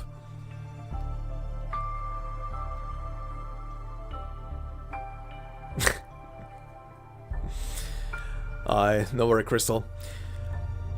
But yeah, it is late and I do need to wrap it up. And yeah. So, planning wise, IS5 will be back next month when Amiya's story releases for the storyteller, for this little baby here. And we can go through there and see what it's entailing. How are they wrapping up the whole thing with the last story? There should be one more expansion also, right? For IS, if I remember correctly.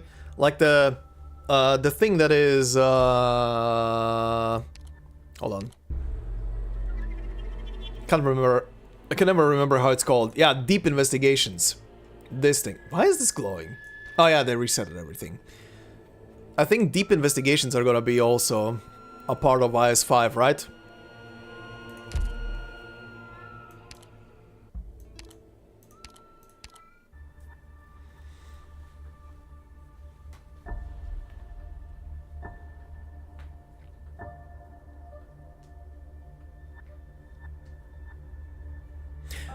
IS3 had a difficulty update, which was crazy.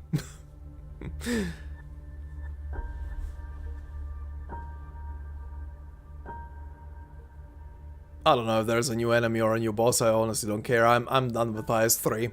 IS3 I milked the shit out of. Like legitimately. They added new difficulty. Actually, yeah, they added the difficulty to go up to 18. That's what they did. Actually, I can see it in here.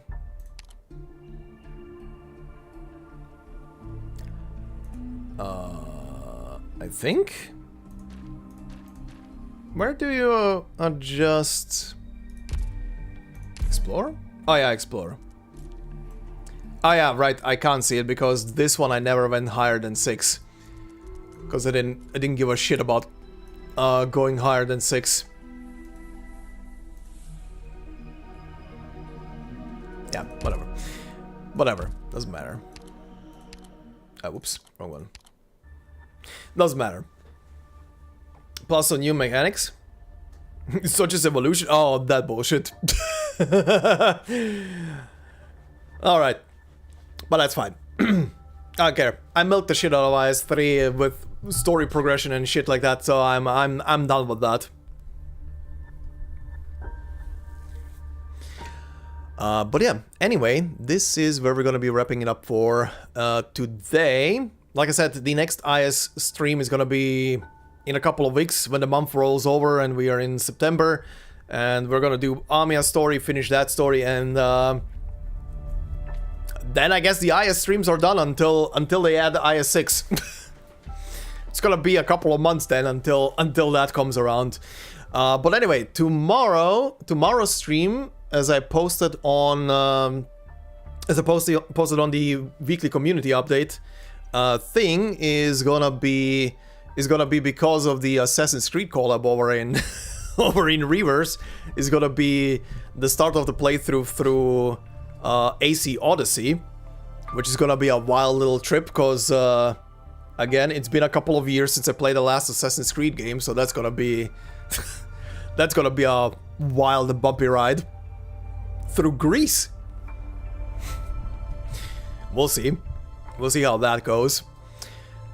But anyway, I'll be back with that tomorrow, and probably the next couple of weeks until I beat at least the main story of AC Odyssey will be story streams for that until it's beaten. And after that it's gonna be done. Considering I don't really think anything else will distract me for the rest of the year, Mihail might finally get his wish granted.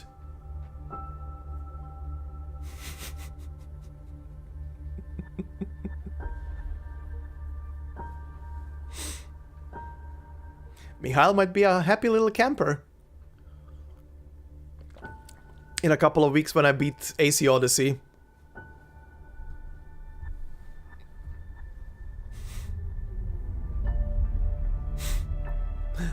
What, that? A game that he keeps asking and trying to fiddle into every conversation ever to make me play.